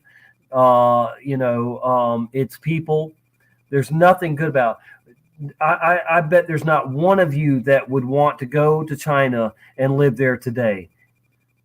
Tell me in the chat, is there any of you that would love to live in China under communism rule? I bet not one. If I couldn't see why if you did, because it's not for me. It's not for you. I promise you, it's not for anybody. It's not for anybody human with a soul that deserves better than to be enslaved like that and watched 24/7, and their ability to buy and eat and sell and travel cut off at any moment's time. That is sick, y'all. That's bad stuff. They persecute Christianity as well. Yes, we need to speak out about China, definitely, and pray for these people, because a lot of them do not buy into their country's bullcrap. And they definitely feel like they're prisoners, and it's sad that they're there living under what they are. In North Korea, we're not going to forget about North Korea too. Do you know that in North Korea they are told that especially Americans, but outsiders, Americans will eat North Koreans' kids. They are told to beware, because we will just like gobble down on their children. That's the North Korean government tells their people that we are monsters and we eat children. Now, maybe some of the elite do. I don't know, for sure on that. I know they do some satanic rituals and all kinds of, that. But, but to say that, oh, yes, Americans just eat children, nom, nom, nom, no, So that's what is the fear that's installed in North Korean people. The bulk of them believe, or at least that's what has been said. But yeah, this is a crazy upside down world we live in. It's ass backwards, and it don't make no sense, because we are near the end. That's why I keep saying. And I'm not here to say that I'm not being doom and gloom. I have to say that every time I say near the end. I'm not trying to scare anybody, especially not us. We know what time it is. I mean, we know that something's coming big, or something's coming to an end, to a climax, because it's only gotten wackier since the first ME. If we want to say Berenstein Bears, or you want to say the Lindbergh baby, we could talk about the Lindbergh baby. For me, it was never found, and then now it's been found, all murdered, all this stuff, it's changed, whatever. But I mean, there's other ones, older ones too. But it has expanded over time and gotten crazier and crazier. And I dare to say that it will get really, really wacky, even if it's just for those that see it. Those who don't see the changes, or refuse to see the Mandela effect changes and give them credit they're due, are just so scared of the possibilities of something wild is going on, something they don't understand is going on, that they want to put themselves in a box or a bubble that the Mandela effect doesn't fit into, or it's not in there. But it is in there. It's going to be everywhere. It's everywhere. And it's in everybody, one way or another. There's only deniers. There's only deniers out there, folks. And we've got to be here to help those people who come to us and say, what is the Mandela effect? and what is this a Mandela effect too? Because people are going to be coming to us left and right. What is this a change? Is this a change? And most of us are smart enough to know if it's a real Mandela effect or if it's a logo change. I've never gone too deep into too many logos, in that, but we know which logos have really changed. The VW logo was definitely no gap. I'm a no gapper. It was not there, not even a tiny gap, not even just a almost invisible gap. It was no gap. It was all right. So anyway, what else can we talk about here? Like I said, I'm not going to go too much longer unless somebody wants to jump in. One of these days, I'll probably be able to go myself for a long time because I'll get back in research mode. Y'all know I'm facing a charge now, and I'm gonna be honest with you. I have lost out on a lot of money not doing my usual thing and watching Facebook and Craigslist for free stuff that I know for 1,000% that I'm not going to jail for. Your regular broken appliances and just rusty whatever stuff that people put out by the curb and then put an ad for. But anyway, so and I've got to prepare for the court case on the 5th. So that's not that long away, 3 weeks away. All right, so let's see. Anything I missed here in the chat? Okay. Appreciate y'all being here, hanging in here with me at this point.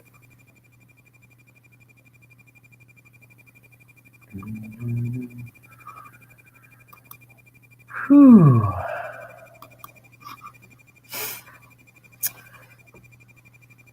Yeah, I've got to figure out how to work this this banner thing here. Let's see. Who knows?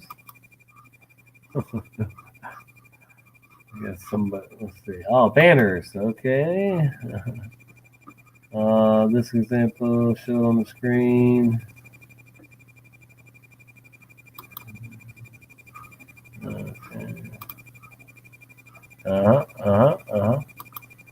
Okay.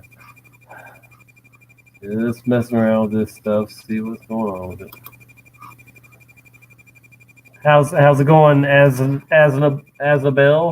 Sorry, I don't know how to say that name, but how are you doing this evening or day, where you're located? So, did anybody give me any feedback on the O.J. Simpson Mandela effect?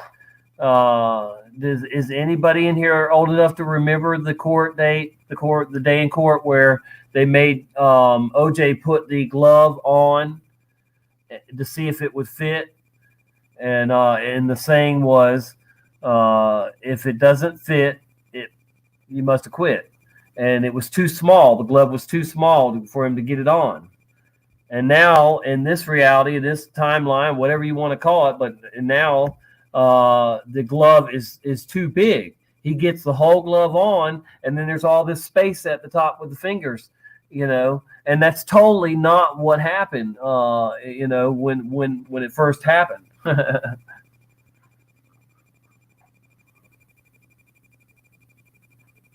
And Susan saying it was all made up. Well, I mean, we can argue that court, it's all theater, a dog and pony show, it's all crap. But anyway, but no, I mean, apparently he really, the glove did not fit. And Brenda's saying yes, it was too small. Now he gets the whole glove on, and it's too big instead of too small, and that's just absurd. So that is a pretty big Mandela effect for me, and I guess for people that can remember. That going on.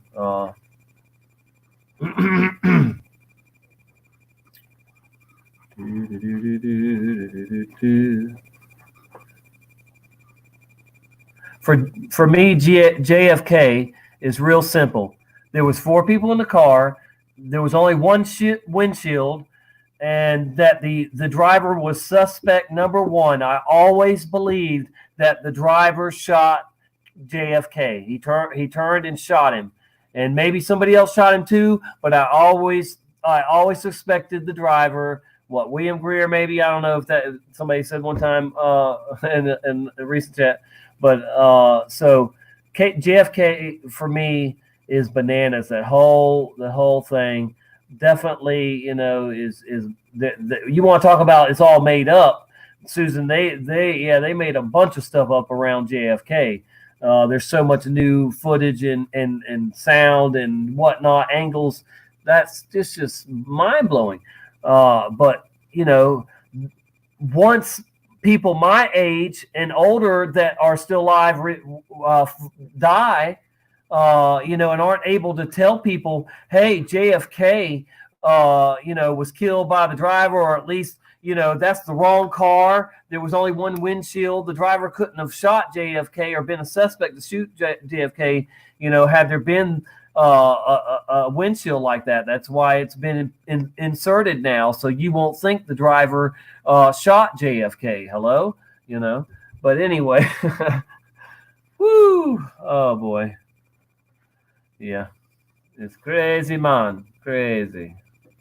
So I know that JFK stinks. They definitely Mandela'd it. Oh boy.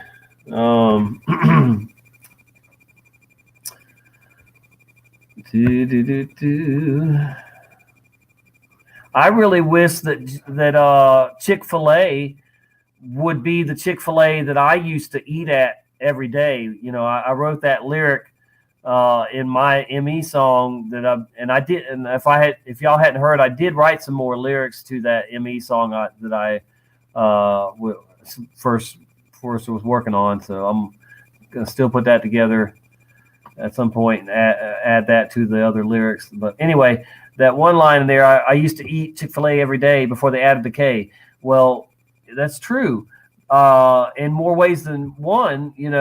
I think it was at the same time. I honestly do that they added the K. They changed their cut or whatever of chicken, and after that it tasted. It was like kind of rubbery, and it just didn't taste the same to me anymore. So I didn't crave it anymore, and so I literally stopped eating their chicken sandwich. I stopped eating there for a long time, and then I started craving their fries and stuff and their new macaroni and cheese. But now I'm not even going back at all at this point. But today, but yeah, Chick-fil-A is a huge personal Mandela effect for me. It really truly is, because I ate there. If you talk to my mom, she would tell you every day for like a year, I would eat at Chick-fil-A. When I was recovering from being paralyzed from the waist down, and my mom would take me places, to get food, and we would Chick-fil-A, So it was CHIC-FILA,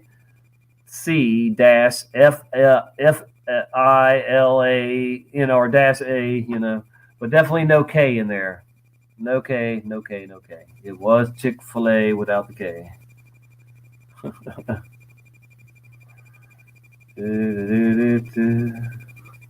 Yes, Ammo Walk. We are the last generation. There's a YouTube pastor on here, obviously on YouTube on here. There is a pastor on YouTube that he is constantly saying, "We are the last generation. We are the last generation. We are the last generation." He part of his name is last generation or something. All right, so and he made a video about the Mandela effect, saying that we're all wrong. So I went in there, and started listening to him for a little while. I disregarded that he said that about Mandela effect. So I listened to his message and everything, and then he brought up the Mandela effect in one shape or form at some point, and I said, I've owned the same Bible for almost 30 years now, and my Bible has definitely changed on me. I know I see the changes like everybody else does, and he just started to have they went on attacking me, him and his people in the chat, and we're talking about like 1,000 people or so, bigger than our chats. I mean, this guy's got a lot of followers and he gets some big chats, but he's telling his people to pray for me and that, I'm just crazy or, wrong and, whatever. But yeah, it is sad that this guy, he's got so many people following him, but yet he wants to tell them the Mandela effect is not real, or it's, whatever. But I stuck, I knew that I was going to get attacked. This was months ago. I knew I was going to, they were going to say I'm crazy and all that stuff. But, I just said, look, guys, I'm just giving you the facts. My Bible has changed, and all Bibles have changed. And, you just got to, pray about it and you'll see, hopefully. But, man, yeah, some people might be unreachable, guys. I mean, I don't know if there's actual humans walking around without souls. I hope not, but I mean, they're trying to clone people. I mean, they've been trying to clone people a long time. They might have come up with some kind of hybrid that, I've often thought Hillary Clinton, they had some kind of clone of her or whatever. But I'm not saying that, for sure anyway. But, what I'm saying is, man, some people all the way to the end, of this, ride we're on will be unreachable. And, and it might, and one of those unreachable people might be your family members, or might be your friend, your best friend. But, don't let that person pull you down. You just stay on the track that you're on and make sure that you, you see the changes and you, you tell the truth, you just hang on for the ride, tell people what's going on, what you see going on. What's the name of his channel? Ammo? Yeah. He will ban you pretty quick. Now, I'm not saying that I'm banning there. He didn't ban me, I don't think. And like I said, I was real kind in there. I was real respectful. If you give me a minute, Ammo, I'll find out his name. It's been, like I said, this was months ago. But I was led to go in there. I really truly believe God led me to go in there and announce that the Mandela effect is real. The Bible changes are real. And it's, it is what it is, but, yeah. Let me think. Hang on just a minute here, and I will try to find who he is. Matter of fact, we'll just take a break real quick. It's coming up on 4:20 somewhere. So just here in a minute, I'll play a song, and during that song, I will go ahead and look that up, Ammo, and see what the guy's channel was. But I'm not saying go over there and attack him or anything. But you're welcome to go in there and just be kind and say, what do you think about the Mandela effect or the Bible changes? But he's got a big following. I'm telling you right now, it'd be nice for them people to know the truth that the Mandela effect. And listen to this now.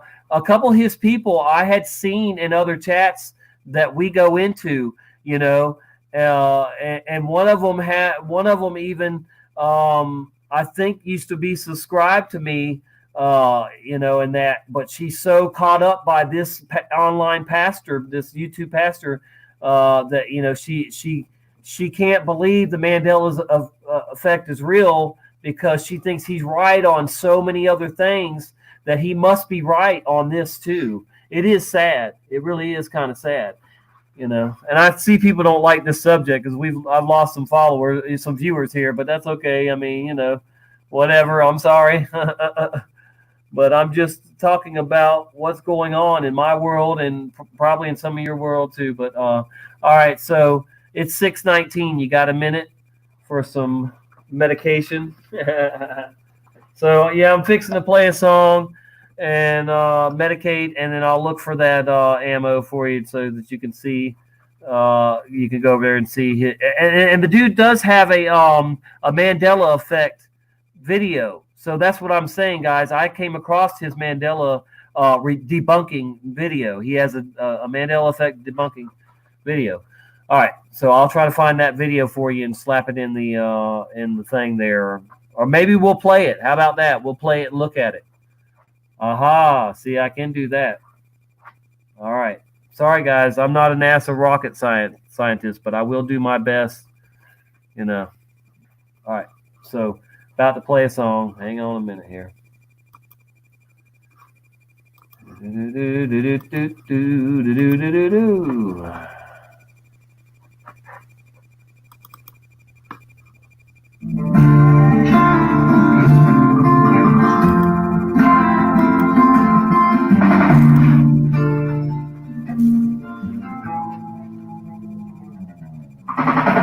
I've been sober for the last 12 hours. I woke up on my crash and my pantry got devoured. I was trying to stay clean, but I guess I just cowered. Spent a ballroom on my clothes and I've been days without a shower. I hope my liver hates me. I know my lungs are tired. I've been coughing up this crime and my brain is still crying. Like the sun inside eggs on that anti-drug commercial. I mix the white with the purple. Blow my smoke out in the circle. My problems are eternal.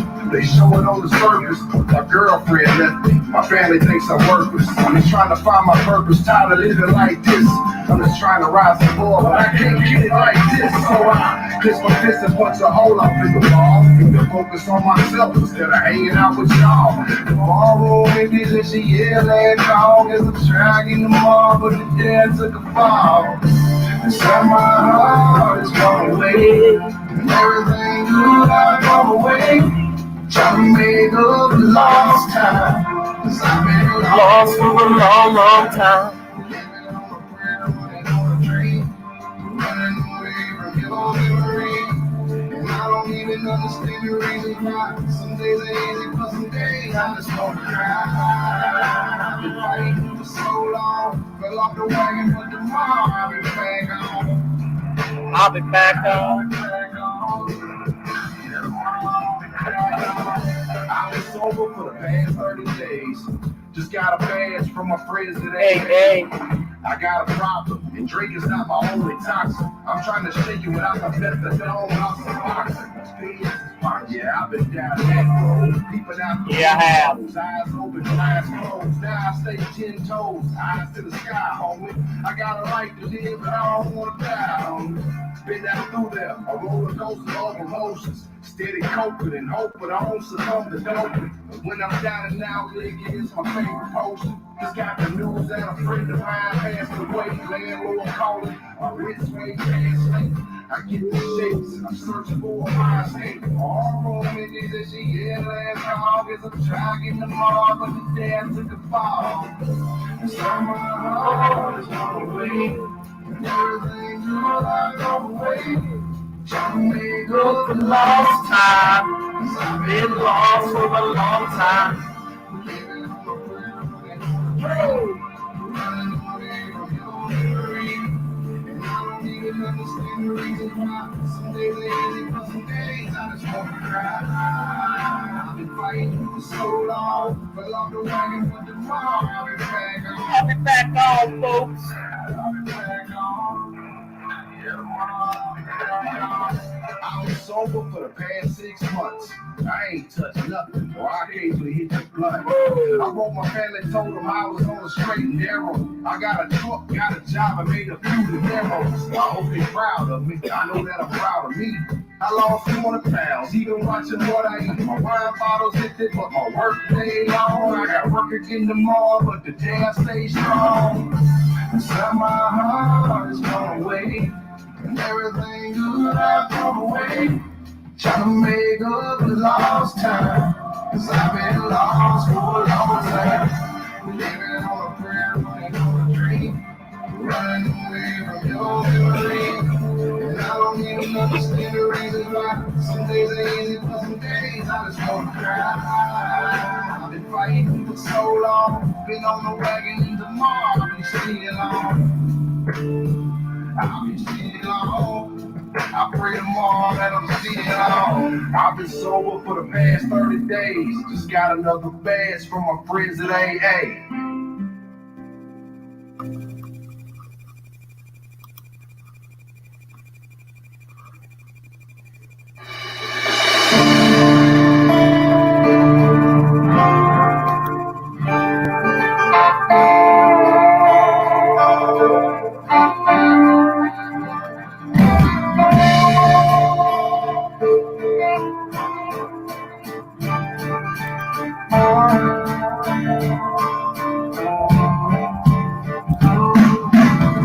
They don't understand where I come from.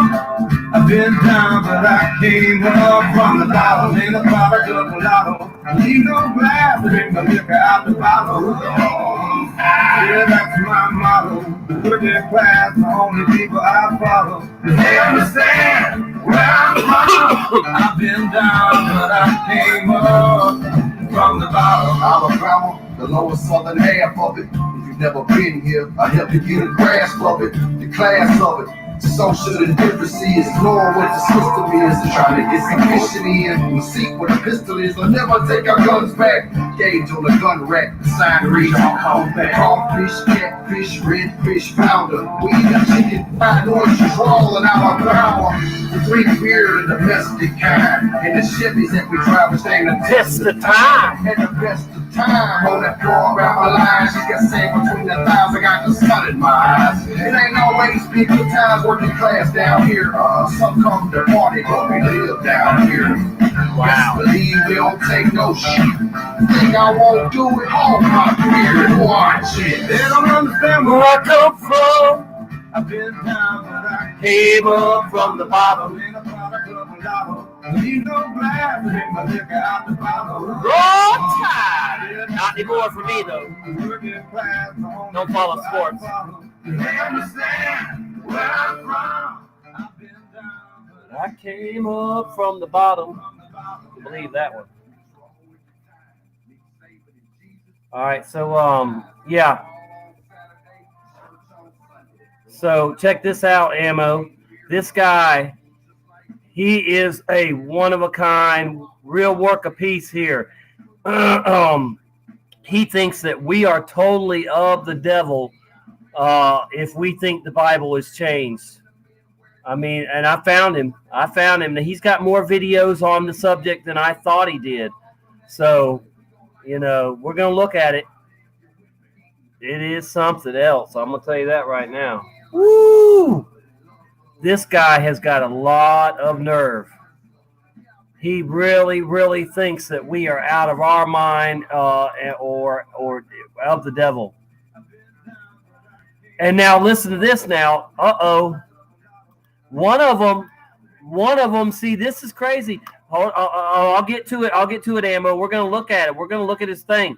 Now, one of them, I agree with him. So you can find truth even in this guy here who is going to really piss you off if you see what I'm going to show you. This guy, I'm telling you, man, he is a real enemy to the Mandela effect. This guy's a bigger enemy to the Mandela effect than that ISP guy, whatever, the penguin dude, I'm telling you right now, this guy. Let me see what his current thing here is, his account. Hold on now.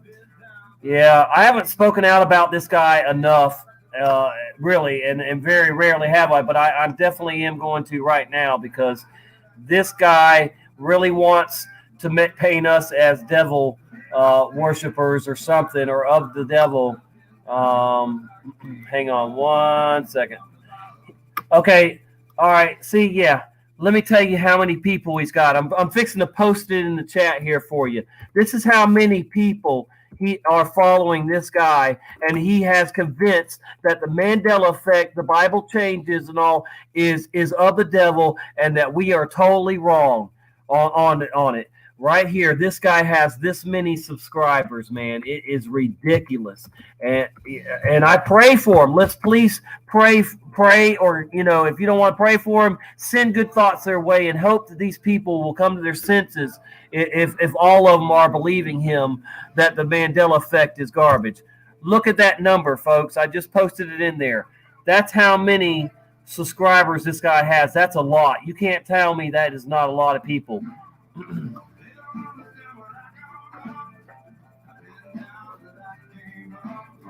I came up from the bottom.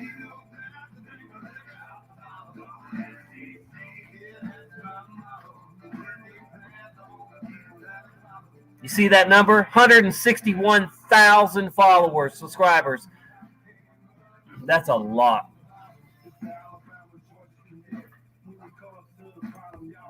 All right. You guys let me know when you're ready for me to reveal this guy who thinks we're evil and that the Mandela Bible changes are of the devil.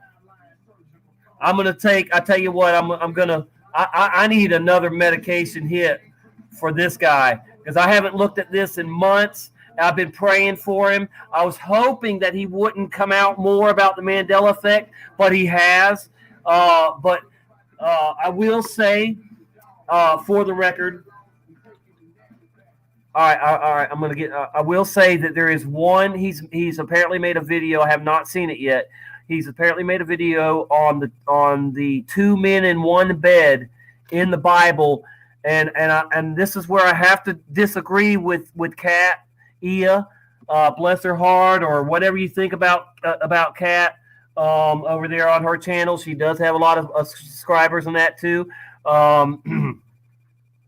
Listen, 2 men in 1 bed has always been in my Bible, okay? The same Bible that I know has changed, but 2 men in 1 bed has definitely always been in there. And listen, it is not a gay thing. It is the culture. It is how they slept back then.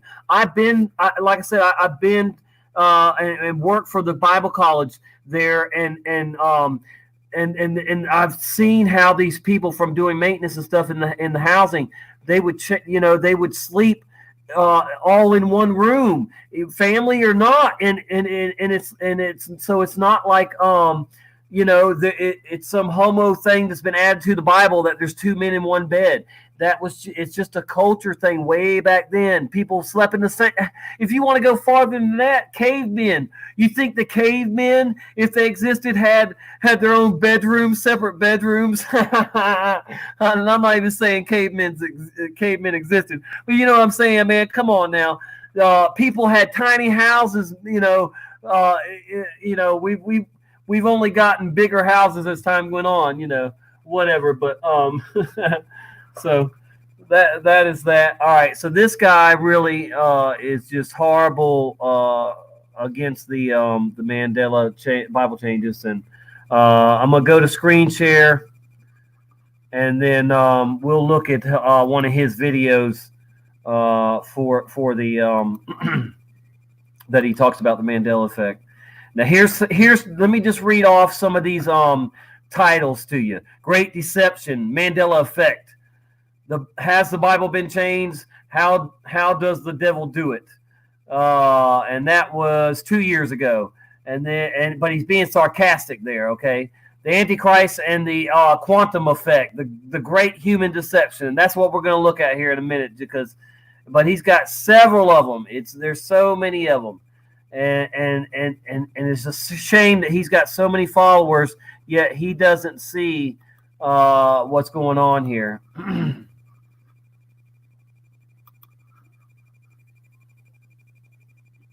One second. You get back to StreamYard.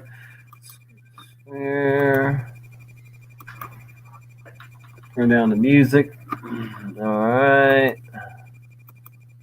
Hey guys. And here we go. Wayne Levi Price, Tribulation Saints, Tribulation Saints, last generation, because he's always saying we are the last generation, and that part I agree with him. And like I said, here's one a year ago that he made that I missed. 10 times prophecy solved, 2 men in 1 bed. Yes, for me, 2 men in 1 bed was always there. It's not a homo thing, or gay thing, whatever you want to call it. That was just in there because that's the culture, you know, and families all slept in the same room, you know, for that matter. It wasn't just men, too. Sometimes, you know, whatever, kids and mamas and daddies all in 1 bed or room, you know. All right, anyway. So he's got the Antichrist, Mark of the Beast, and Quantum Effect here, and then this one here. So I'm gonna click on it and let it go. Just a sad song playing on the radio station. Tears still fall, hearts still break, because you're hanging on. It's a love song. That someone new.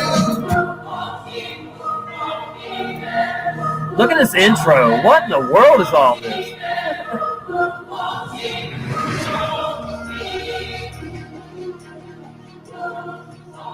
All right. Hey. This is the Antichrist and the quantum effect. The quantum effect. They're saying that the quantum effect, some spiritual, unknown metaphysical force, is going back in time and changing the Bible. And he's claiming right here that only people who know the Bible are seeing it. Now, this is a twisted joke, because the people that know the Bible are saying what I know the Bible, and I'm not saying what you're saying in most of your cases. Yes, the 2 men in 1 bed is not a Mandela effect for me, at least, and for you, obviously. But this dude is not right. I'm saying, and that is, it hasn't been changed. The other versions have been changed. The King James has always said bottles and penny and wolf. Why? Because we know the Bible. What he's doing is playing a head game on the people who don't really know the Bible. There are people right now who swear up and down that they have a King James Bible. They have it for 10, 15 years. They swear up and down that they read that it said lion and lamb. They're so... There are way too many people all around the world that remember it said lion and lamb, and I've been led to pastors that have admitted it was lion and lamb. He's one of the ones that haven't, obviously, and that's why I'm showing you this. But he's also just not a friend to the quantum effect. Convinced by this deception that they've got themselves convinced that they actually read it saying lion and lamb when they did not read that.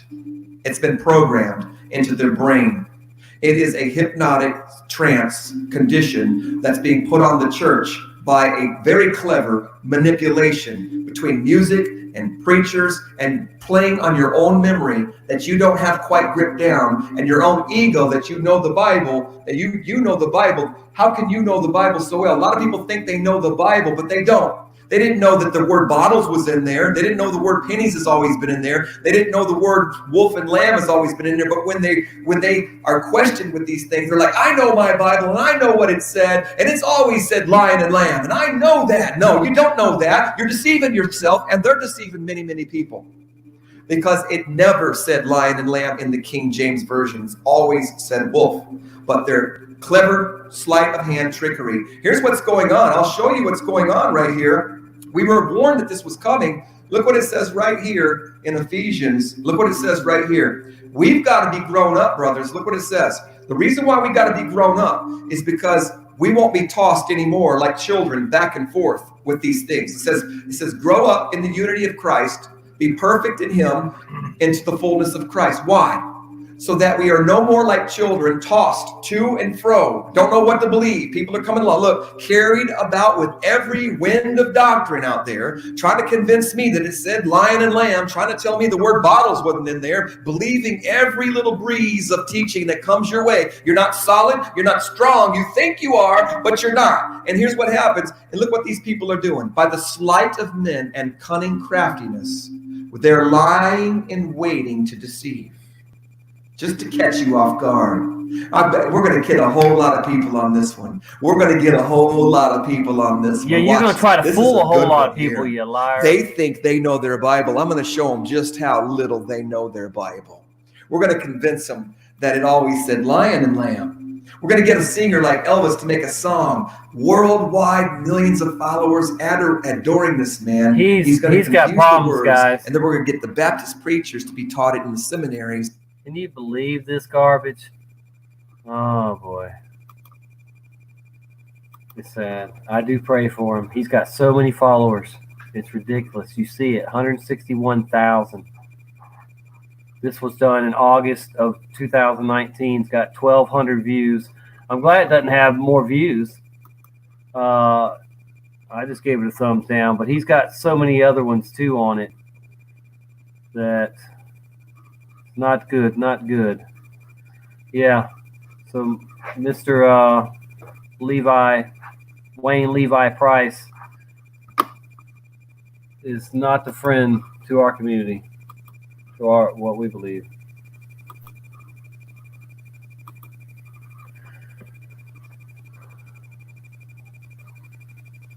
So you do recognize them as free as slaves? Yeah. I mean, there was a time where, you know, I did agree with some of the stuff he said. You know, I would listen in here and there, and then when I decided to really dig into him, and I found the Mandela thing, I was like, oh no, this isn't right, because I knew my Bible had changed. Yep. So yeah, let me go ahead and put his link in there.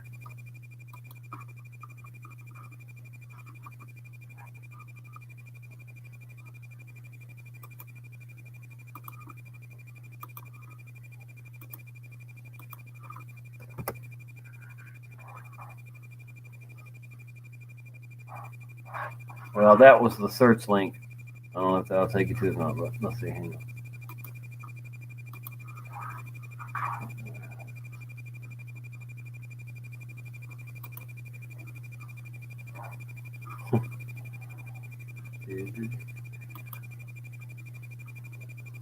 This powerful testimony will.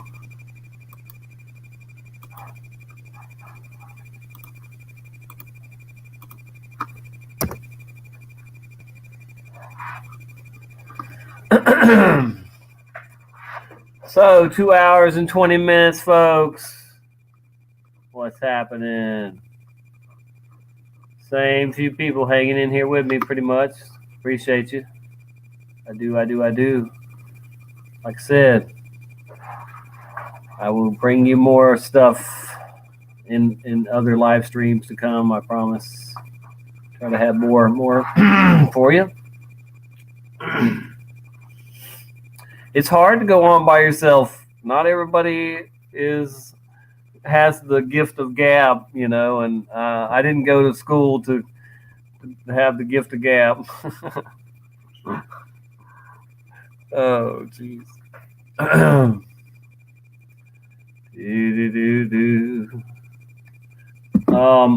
My personal Mandela effect, my most personal, which is actually, I guess, turns out to be kind of like my oldest Mandela effect is, and I've talked about it in another live stream. It's called Western Sizzler.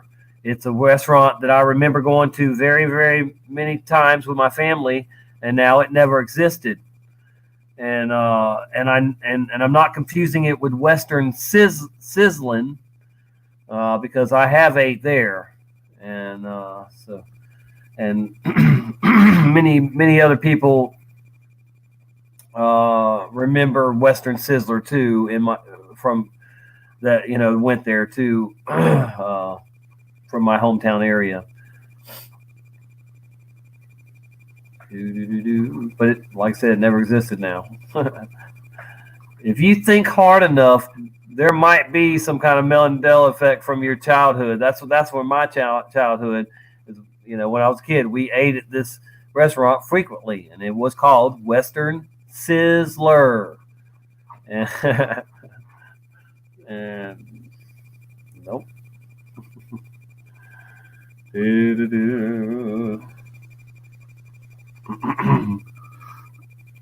Oh man.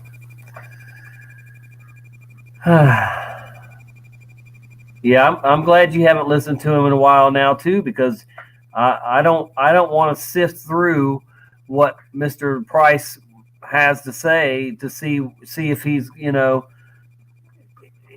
mean he's already going down the wrong path by not recognizing that the Bible has been under attack and has been changed. There's thousands of changes, and that's why it's anybody that's read the Bible at least once, at any time in their life should be able to see it's not the exact same book they've read. Even if it was the exact same Bible they read. So. The word ringleader is in there. That's a modern word that we've used a lot that wasn't in there before. Schoolmaster is in there. Obviously, bottle of milk, that was not in there. There's just so many. It's just ridiculous. Sorry.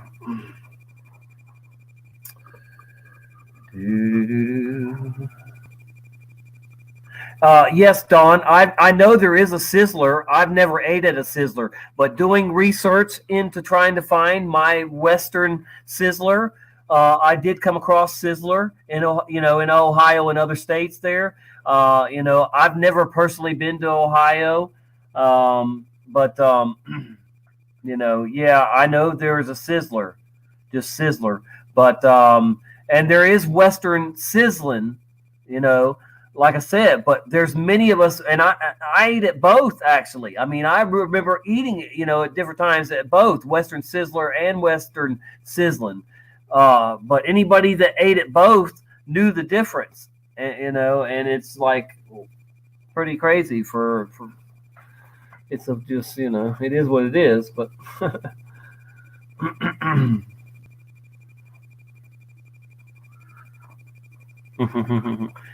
You just finished a premiere on Hebrews. Cool, healthy.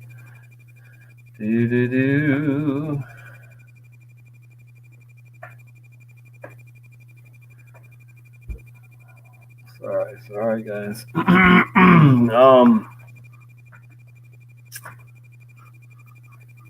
Let me show y'all this here.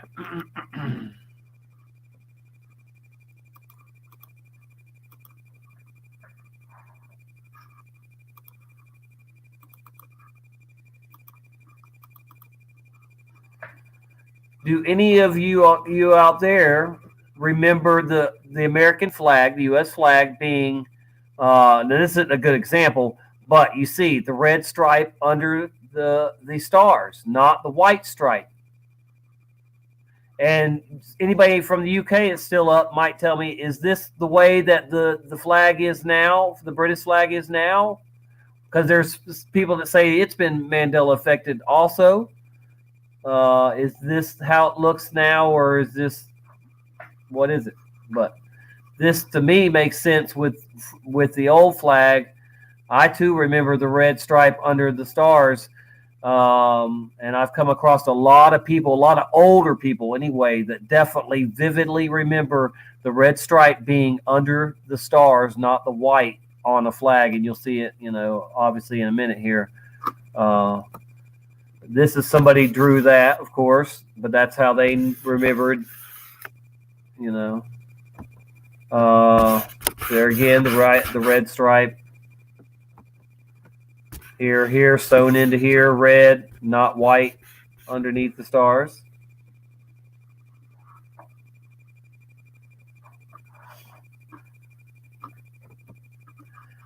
You got it regular right there. You got it regular what it is now, but then you've got it right here, the red stripe under it, red stripe under it, red stripe under it right there. So just these two are like what it looks like now, apparently. Here is this thing here. You could buy a window flag with the red stripe underneath it. So how about that? That was a product. I guess these people made their product wrong and you could say, but looks right to me with the red stripe under it. I don't know what y'all are saying right now since I'm doing the screen share, but if anybody's reacting, this has a red stripe under it here. But you can see that one doesn't. That one doesn't. This one definitely does on the sailboat here. Red stripe right up under the stars.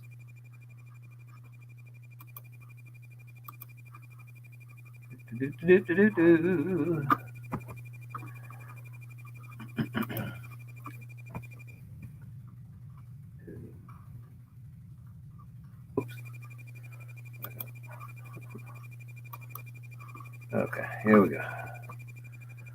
Red stripe underneath the stars. Red stripe under the stars.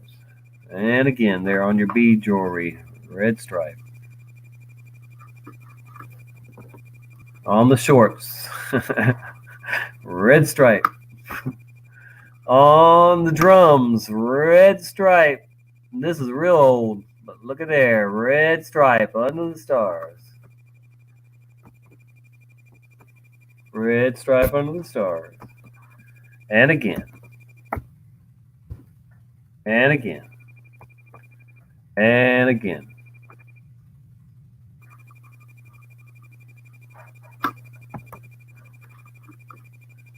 And this is, yeah, no, yes. they got a crooked line here, but they meant to put the red under there. See there? It's kind of both. That's mid Mandela's changed, I guess. During the, all right, here we go. Red stripe. And is that it? I don't know. All right, that might be it.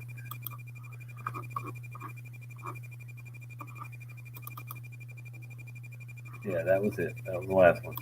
I'm gonna try to find some more of that flag residue like that, but that's not one we talk about a lot. So thought I would share my collection of those.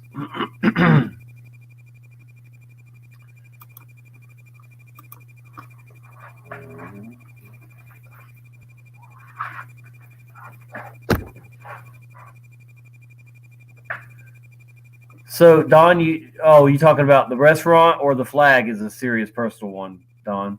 Because the flag to me, I mean, you'd be surprised how many veterans that have told me, yeah, the stripe used to be under the stars, you know. So I don't, I mean, I really think that the flag did get changed too, you know. That is kind of a big one for me too, and strange.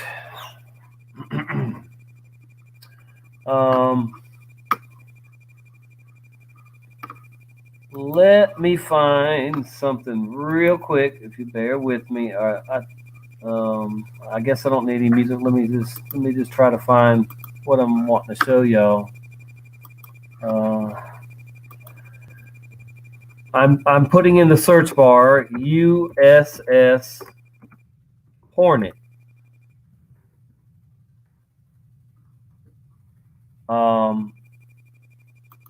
This is pretty cool.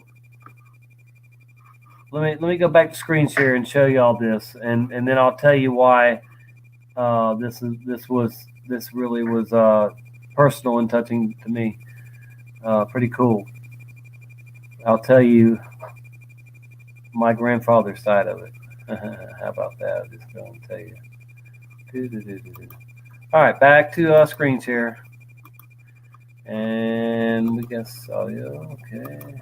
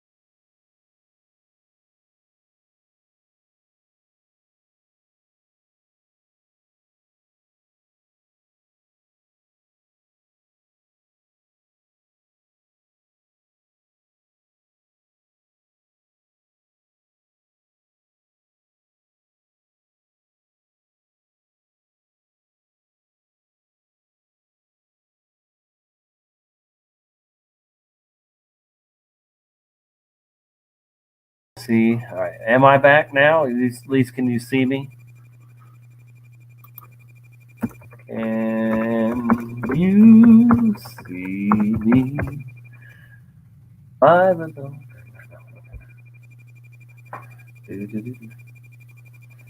All right, I'm just gonna whistle or something until y'all respond.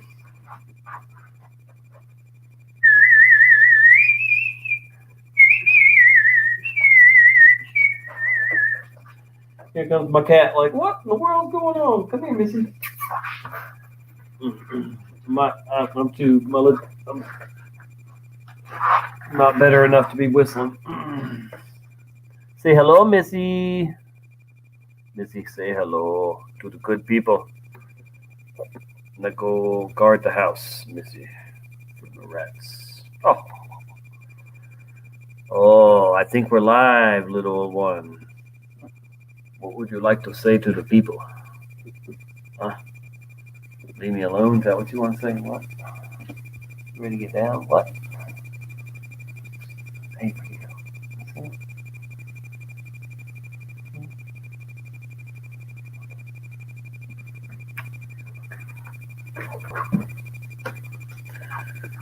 All right, that was Missy there. My little mini cat.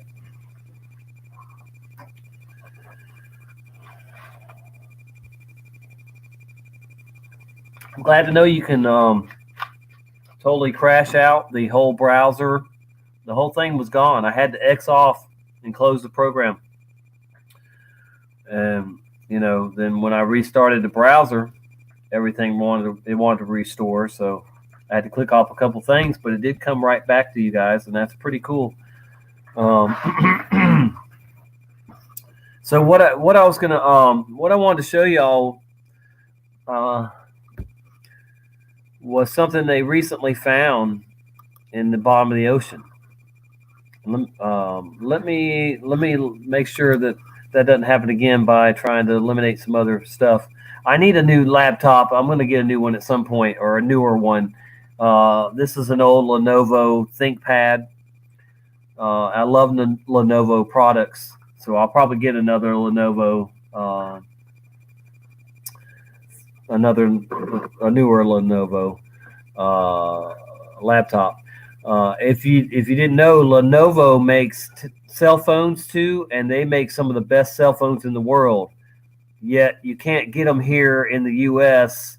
I think they might have one version here in the U.S., but not their best one. But Lenovo took over IBM years and years ago, and since I brought up IBM, I've got a relative cousin that was a vice president of operations or something big at IBM back in the day. And my cousin literally played golf and was friends with the founder of Sony, the Sony Corporation, Sony. And he would play golf with him when he went over there to Japan, working with IBM. So that was pretty neat. He bought my parents some crystal birds or something. I don't know. There was some kind of crystal, knickknacks that my parents kept for a long time. They were worth, a lot of money, more money than somebody should pay for something like that. But yeah, anyway, so what I was getting at, I don't know why I went off on the IBM. Oh yeah, the Lenovo thing. So Lenovo took over IBM, and they used to be called something else. Pad, ThinkPad. It was something. I don't know, whatever IBM had. But I definitely like their stuff better than Mac. I come from a music background, a music family, and I worked in a little bit in music. And so everybody always asks me, why don't you have a Mac? Why don't you have an Apple, product? And I just don't like Apple products. And I hope to never have one. I don't know. I feel like they're not for me. I mean, that's really all I can say on that. I've never had an iPad or an product, the Apple stuff. And it always kind of bothered me that here's a man that says his kids are not allowed to use any of their products, and his own kids. So if a man that's making this stuff and he don't want his own kids using it, that's a sign that there's something wrong. But anyway, that's another story. So what I wanted to share with y'all, if I don't lose you again, let's see.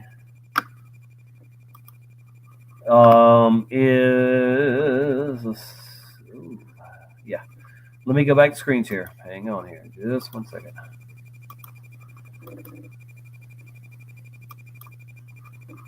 Okay. Hang tight. The USS Hornet wreck. This is pretty cool, man. This was just a year ago this month. Last week it would be, it says February 13th here. All right, so my grandfather, which was my dad's father, was on the USS Hornet, and he was a watch commander on the tower.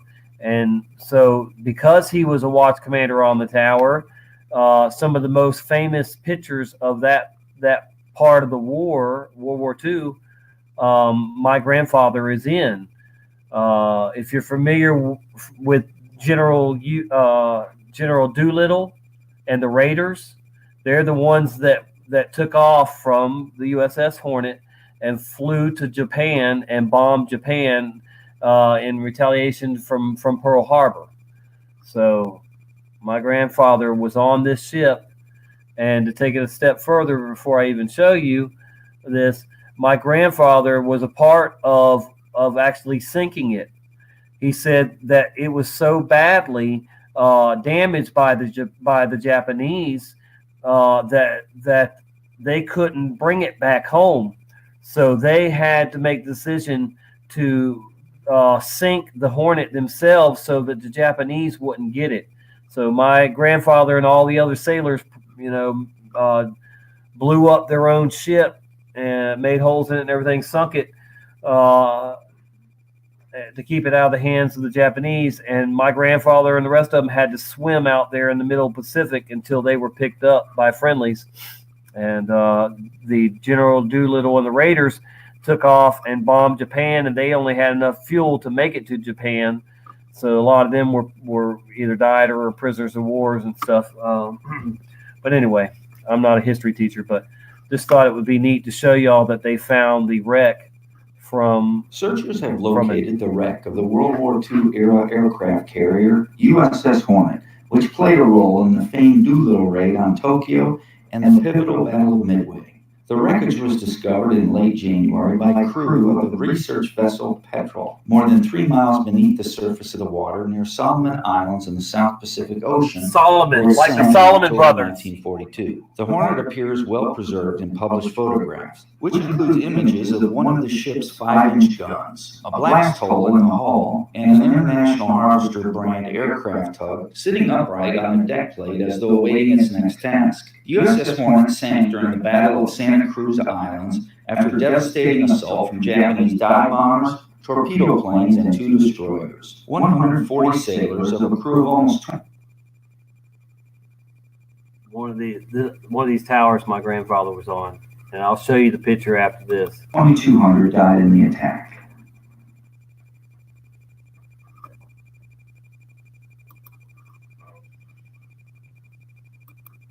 Searchers have located... Oops, sorry.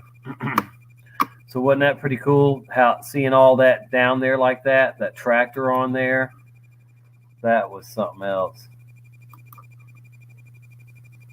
And my grandfather was a part of that. It's just like, wow.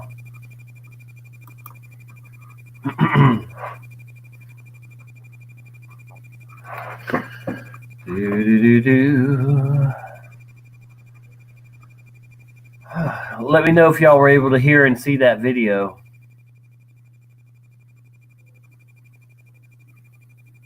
Please.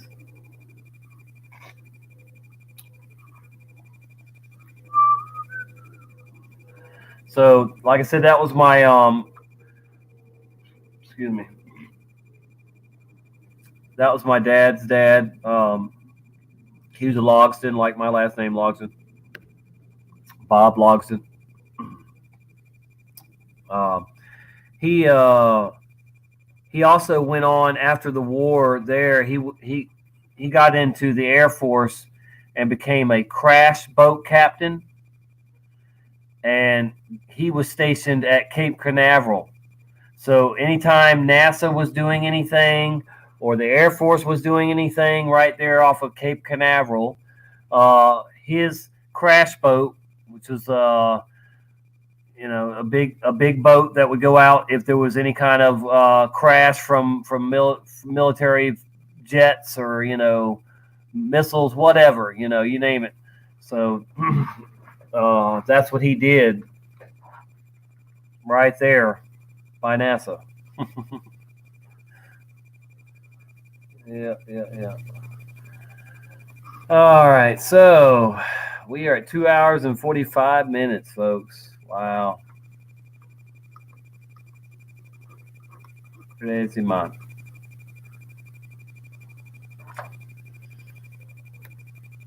Minus the little interruptions there, of course. I can always tell people, and I will tell people about my grocery experience. I was a grocery manager for a number of years. I worked in grocery stores for probably off and on 10 years, and I was even hired as a store manager at Walmart Supercenter. Back in the day, 20 years ago. I would be able to retire today from Walmart if I had not had medical marijuana in my system. I guess I'll tell my Walmart story. I wasn't trying to go there, but I will tell y'all because I feel like I have the wildest Walmart story out of anybody, and I regretted for years. I kicked myself for years for not getting that job or taking it more serious. But I don't regret it now. I'm glad that I didn't do 20 years of Walmart from what I've seen and heard.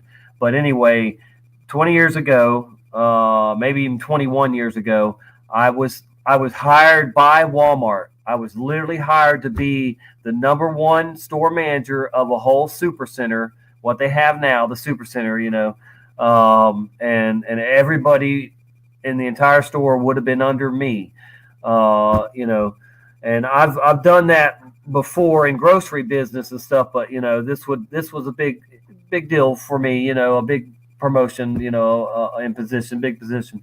So Walmart offered me $100,000, or they offered and guaranteed me $100,000 for my first year, and then after my second year, I would get $200,000 a year, and then whatever bonuses, every year too, of course, and stock options, matching stock options or whatever, all that kind of stuff. So yeah, I was about to start the next Monday, and I got a call from the doctor's office. Are you on prescription marijuana? Well, doctor, yes, but I don't have a prescription. Oh, okay. And boom, right there, Walmart it was over. They were disappointed in me. My family was disappointed in me because I had at least 2 family members working at that particular supercenter here in this area too, where I live now. And they were not happy. I was instantly the black sheep of the family. So for 21 years now, I've been the black sheep of the family because I didn't get the Walmart job like everybody else did. We all worked for Del Champs. It's another big grocery store. A bunch of us did. Now I'm not, there was quite a few in my family.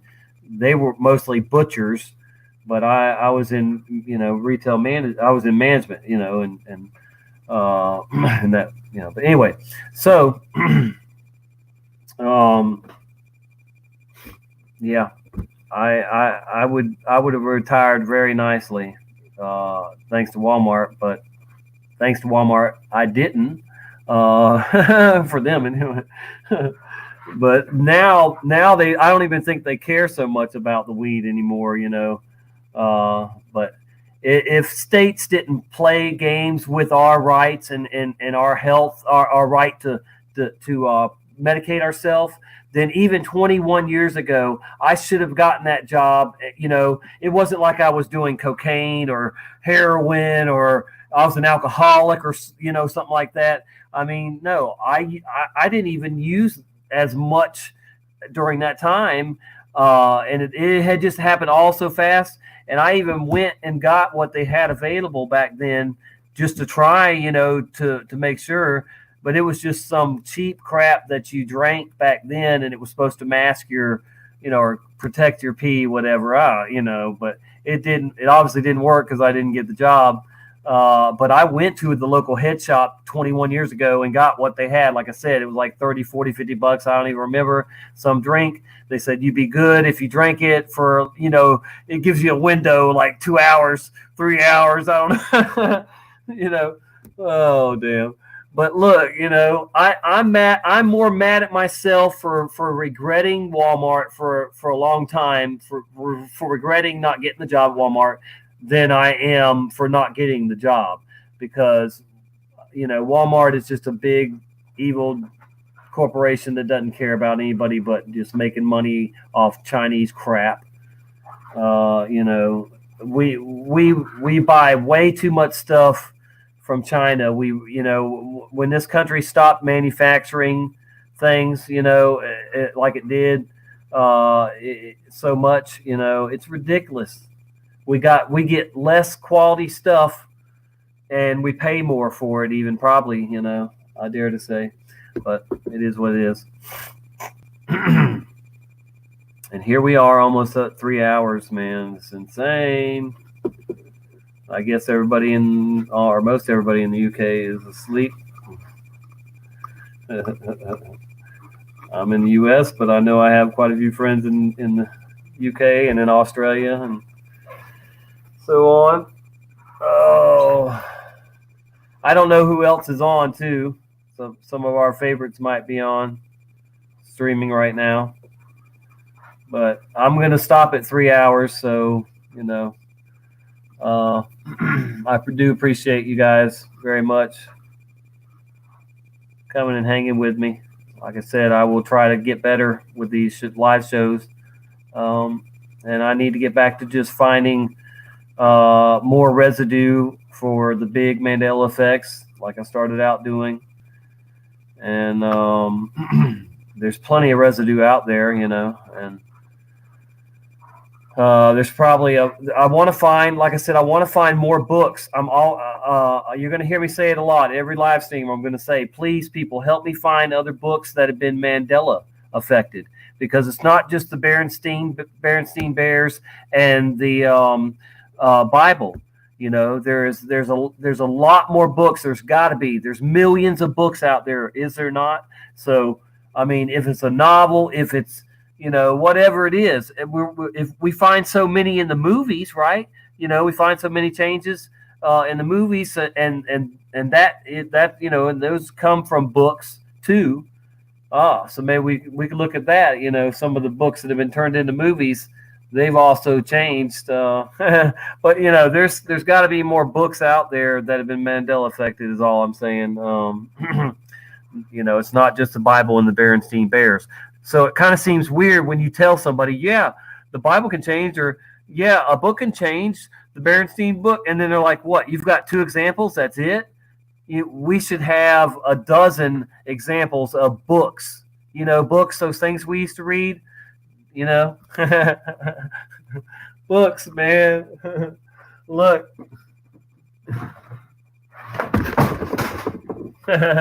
Hope we're still there. I knocked the router over.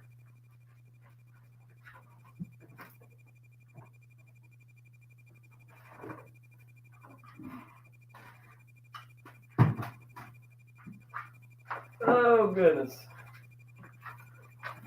Books. This is a book from 1931 or 32. Pretty good, nice old book. Look how good a shape it is in. because nobody reads books anymore. Oh, I've got hundreds of books. I've got boxes of books, literally hundreds of novels, and some are textbooks. And this is a book on old literature books or other books, you know, stories and stuff. American literature, a journal of literacy, history, criticism, and bibliography. Yeah, so there's that.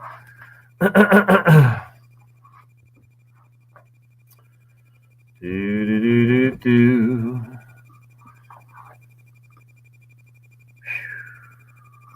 Well. Life is like a box of chocolates. You never know what you're going to get. And with the Mandela effect, it's like a box of chocolates.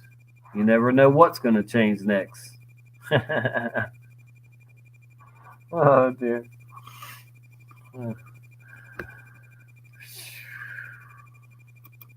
I really appreciate y'all coming here and hanging with me. And I will support your live streams too if, you know, you guys get going. I'm not even signed into Facebook anymore. I don't know if I can even post anymore. Let me see. Hey, chat. Will it go? Yeah, I guess it did go. Can y'all see my hey chat into the chat? Oh dear. I missed my my Harley Davidson hat that the police took. I used to have a bunch of hats, but I lost them in the flood. I used to be a hat collector, and I had all kinds of hats. Speaking of, how about this hat? I meant to show people this. Do you see this? The World War II, Korea, and Vietnam. That's my mom's dad. He was in all three of those wars. Plus the Cold War. See on the back. My grandfather had this hat made. Hold on, I'm trying to show you. Just got to get to the camera right. Cold War 63 to 69. But my grandfather, my mom's dad, he did a total of 45 years. Yep. 3 or 4 branches of the military. And then he was a civilian contractor also for a number of years. 45 years my grandfather served this country. And here's his crest, I guess they call it. That was on his uniform right here. This, yeah. That's, you know.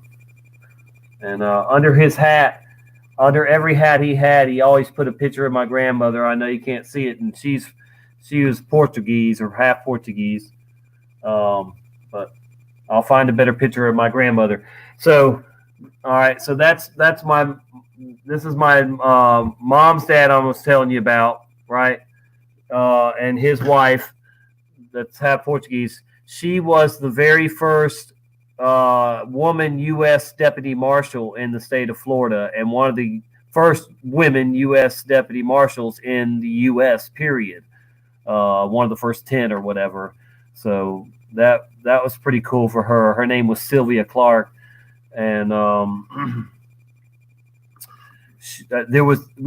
somebody in the family has an article. Probably my sister has the article, the picture of her, and she's turning in her badge and gun to go on maternity leave. You know, and it just talks about, you know, here's the U.S. deputy marshal. You know, still, you know, anyway, going on maternity leave. My mother has 5 sisters, I think. There are 4 sisters. There was 5 or 6 of them. I don't know. I can't even remember now. It's pretty bad. But yeah, they didn't have any boys. They had 5 girls. Yeah.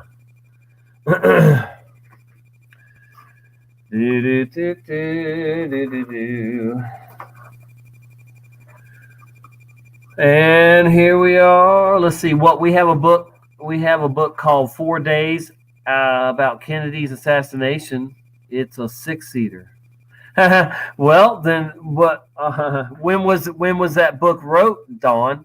Was the book wrote recently, or was the book wrote way back, and it should say 4-seater for sure. So you said we have a book called 4 Days about Kennedy's assassination. It is a 6-seater, right? But when was the book wrote? And did it say 4-seater for you, or you know, or should it have said, you know?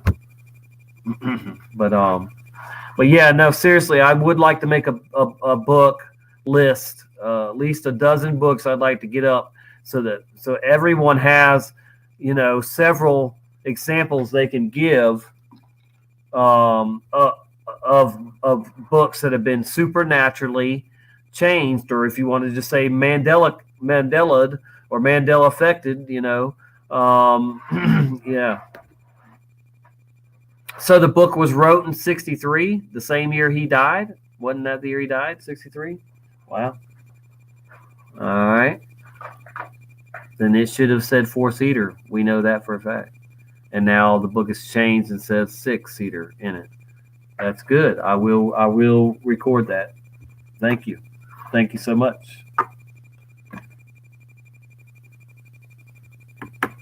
Maybe the fact that I have hundreds of books that were given to me, some of them have changes in them, and I'm supposed to read through them, but I'm not. I'm not fixing to read through a bunch of them. I mean, I might look at some of them, but whew, yeah. All right, guys. Well, 64. That's still close enough.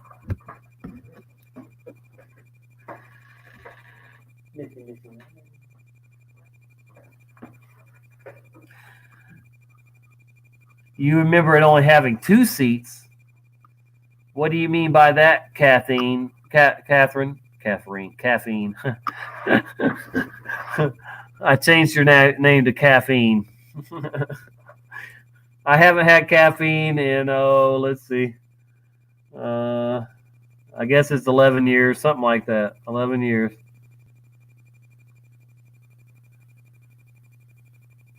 So altogether a 4-seater, then you mean, Catherine? Yeah, 2 in the front and 2 in the back. Yeah.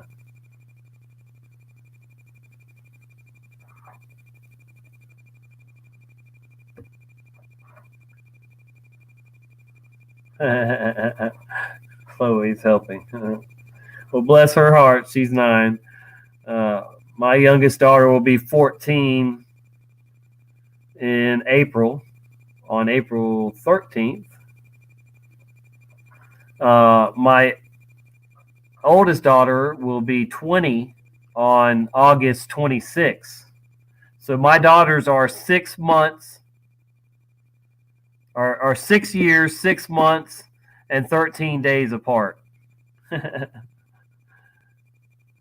6 years, 6 months, 13 days apart.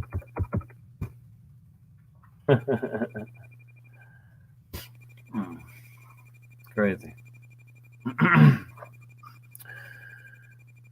I have a stepson that's older than both of them, of course. He's a Marine, and I do count him as my firstborn, Zachary, and he will be 22 this year. 22 years old. I remember the day he was born just like yesterday.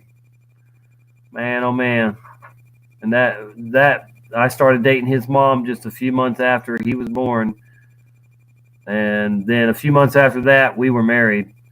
So I'll be legally married to my wife for 22 years, I think it is, next month. Yeah.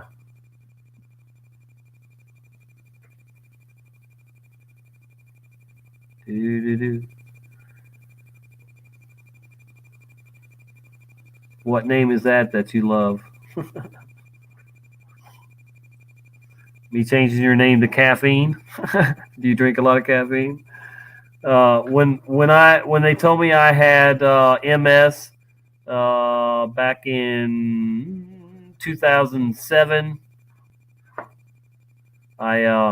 They said you need to be a vegetarian and you need to give up caffeine altogether, and anything else good. But so I said, look, I'll stop eating beef and stop eating some so much meat, but I said I'll never stop eating meat altogether. I didn't think I could do that, and I still have it to this day.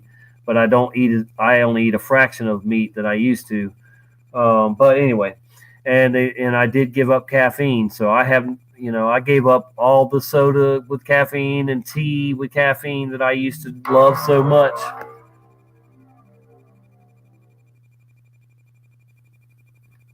And somebody just texted me something said crazy man. So I need to look at that. Let's see what's going on.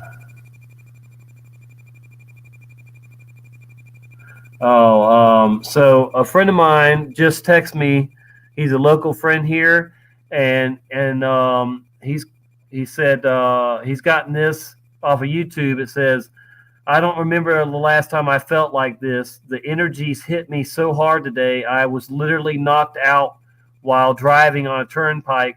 I almost hit the divider. I hardly have the energy to breathe. Schumann residence is at 78.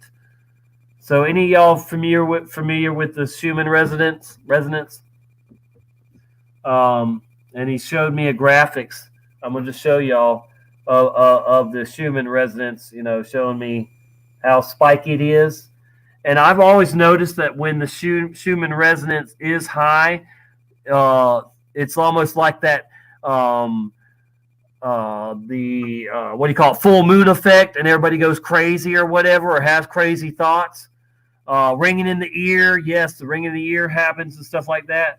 So I guess maybe we've had another shift, or we've got something going on, and we're in the process of another shift, or who knows what the heck it is. But so he just sent me that a minute ago, and I thought that was interesting. I'll share that with you.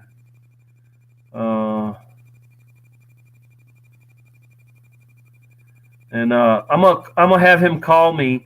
This guy here is very, very, very smart. You guys would really enjoy what he would have to say if I interviewed him right here. So maybe I'll do that too. Maybe sometimes I'll interview even local people here, friends of mine, if they're willing. And their side of the Mandela effect and things like that. What they believe in the creator and stuff, whatever. But yeah, my buddy Shay, his name is Shay. He sent me that about the Schumann resonance and the guy's story. Said the energies hit him hard. So yeah, today something. I slept for most of the day. I'm gonna be honest with you. I slept till afternoon, so I might have slept through whatever happened. I don't know.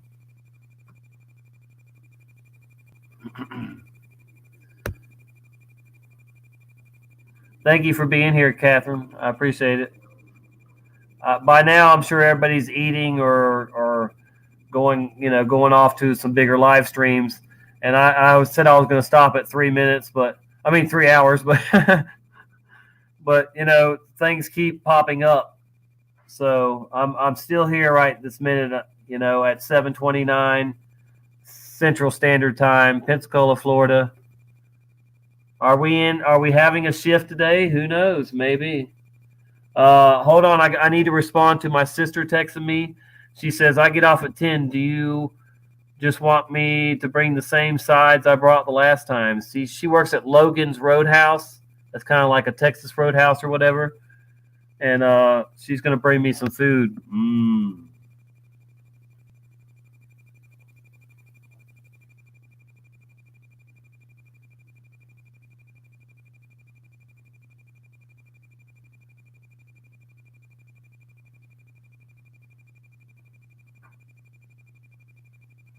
I'm going to have her bring me some of them rolls. Oh, yeah. them yeast rolls they got, or whatever they are. All right, took care of that. That's still like at like 10:30 though, so I got to hang in there 3 more hours. Not on here, I'm just saying.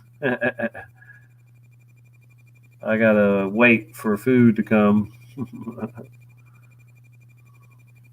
I have trained my body to go on 1 meal a day. There's sometimes where I might snack a little bit, but for most part, every single day I eat just one, meal, a decent meal. I haven't never been a real big breakfast person. I'm usually just straight to work, or was.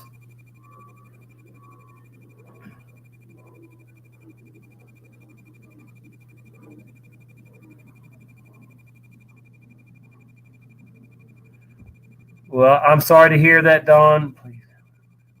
I just said a prayer. I rebuke those chemtrails. Please help the skies of Cincinnati.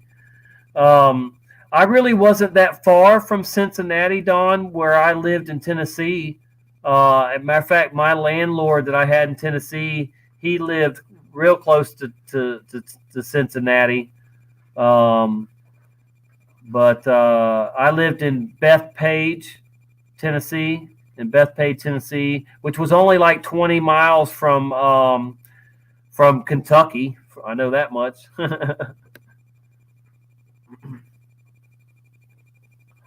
Yes, you're welcome. I pray for people all the time. I think it would be sad if you're a believer in God, for you not to pray for people and even your enemies. I do.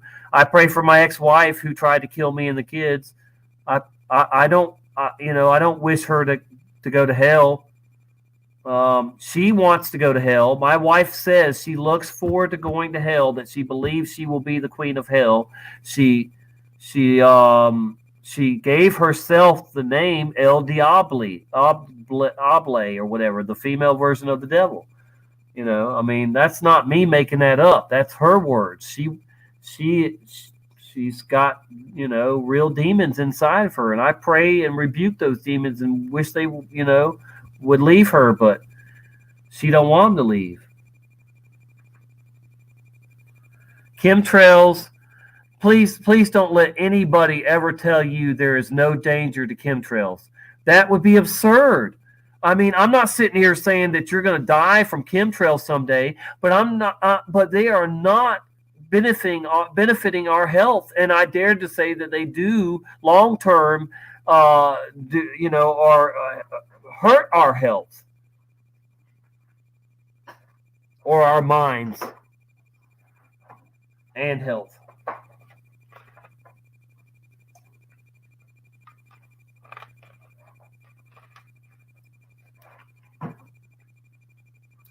Yeah, Dawn, I lived in the hills. Feel free to look at my videos. Maybe I'll share some of them sometime. I've got a couple videos of me riding my motorcycle through my neighborhood in Bethpage, Tennessee. It's so beautiful up there. I love the hills of Tennessee and Kentucky and North Carolina. Obviously, I was born in North Carolina. So, man. And beautiful people up there too. I could not believe how well that the black and the whites got along right there in Bethpage, Tennessee, and elsewhere, Nashville, all around. It's just amazing how people just live their lives and love each other and love their neighbors. And you don't have the fighting and bickering and horrible stuff that used to go on in the past. Let's just say.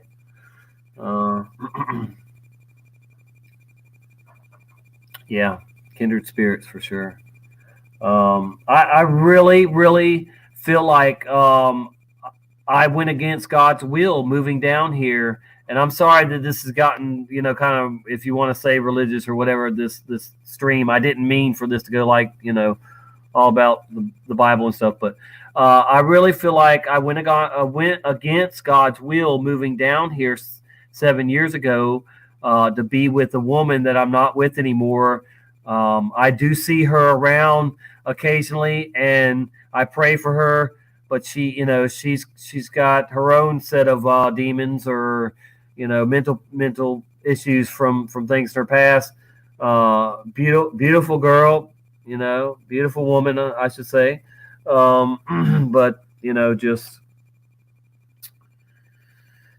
I wasn't meant to be with her, especially since I'm still legally married anyway. So there's that part of it. So. But anyway, I had a nice slice of heaven, I think I like to say, in Tennessee, in Bethpage. I used to watch all kinds of wild animals run through my yard every day, and I've got videos of some of that on my channel too. It's pretty neat. I do miss that area. Maybe I'll make it back to Tennessee someday. My heart's in Tennessee. My butt is in Florida.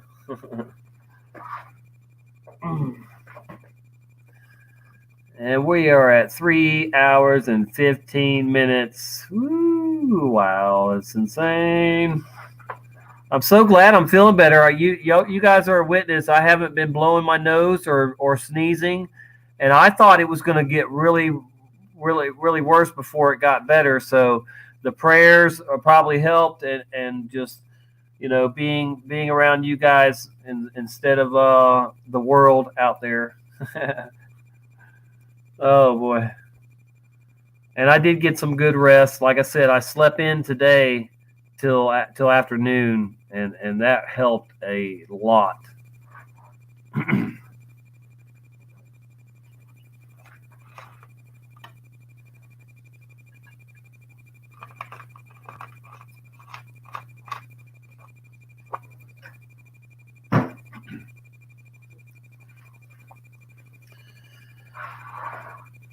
I really appreciate y'all being here. Seriously. I'm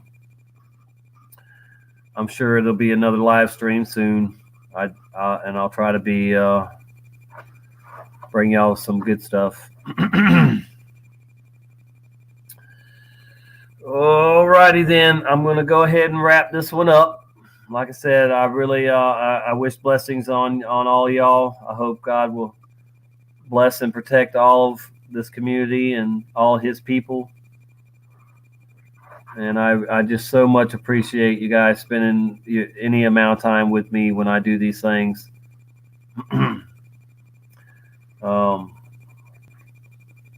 Wow. Yeah, Scooter. I bet I've seen bobcats and all that kind of neat stuff too. I've seen alligators down here in Florida, of course. All right, guys. Well, I'll catch you the next time. I really appreciate you stopping in and spending time with me and chatting. Thank you so much. God bless you all. Peace.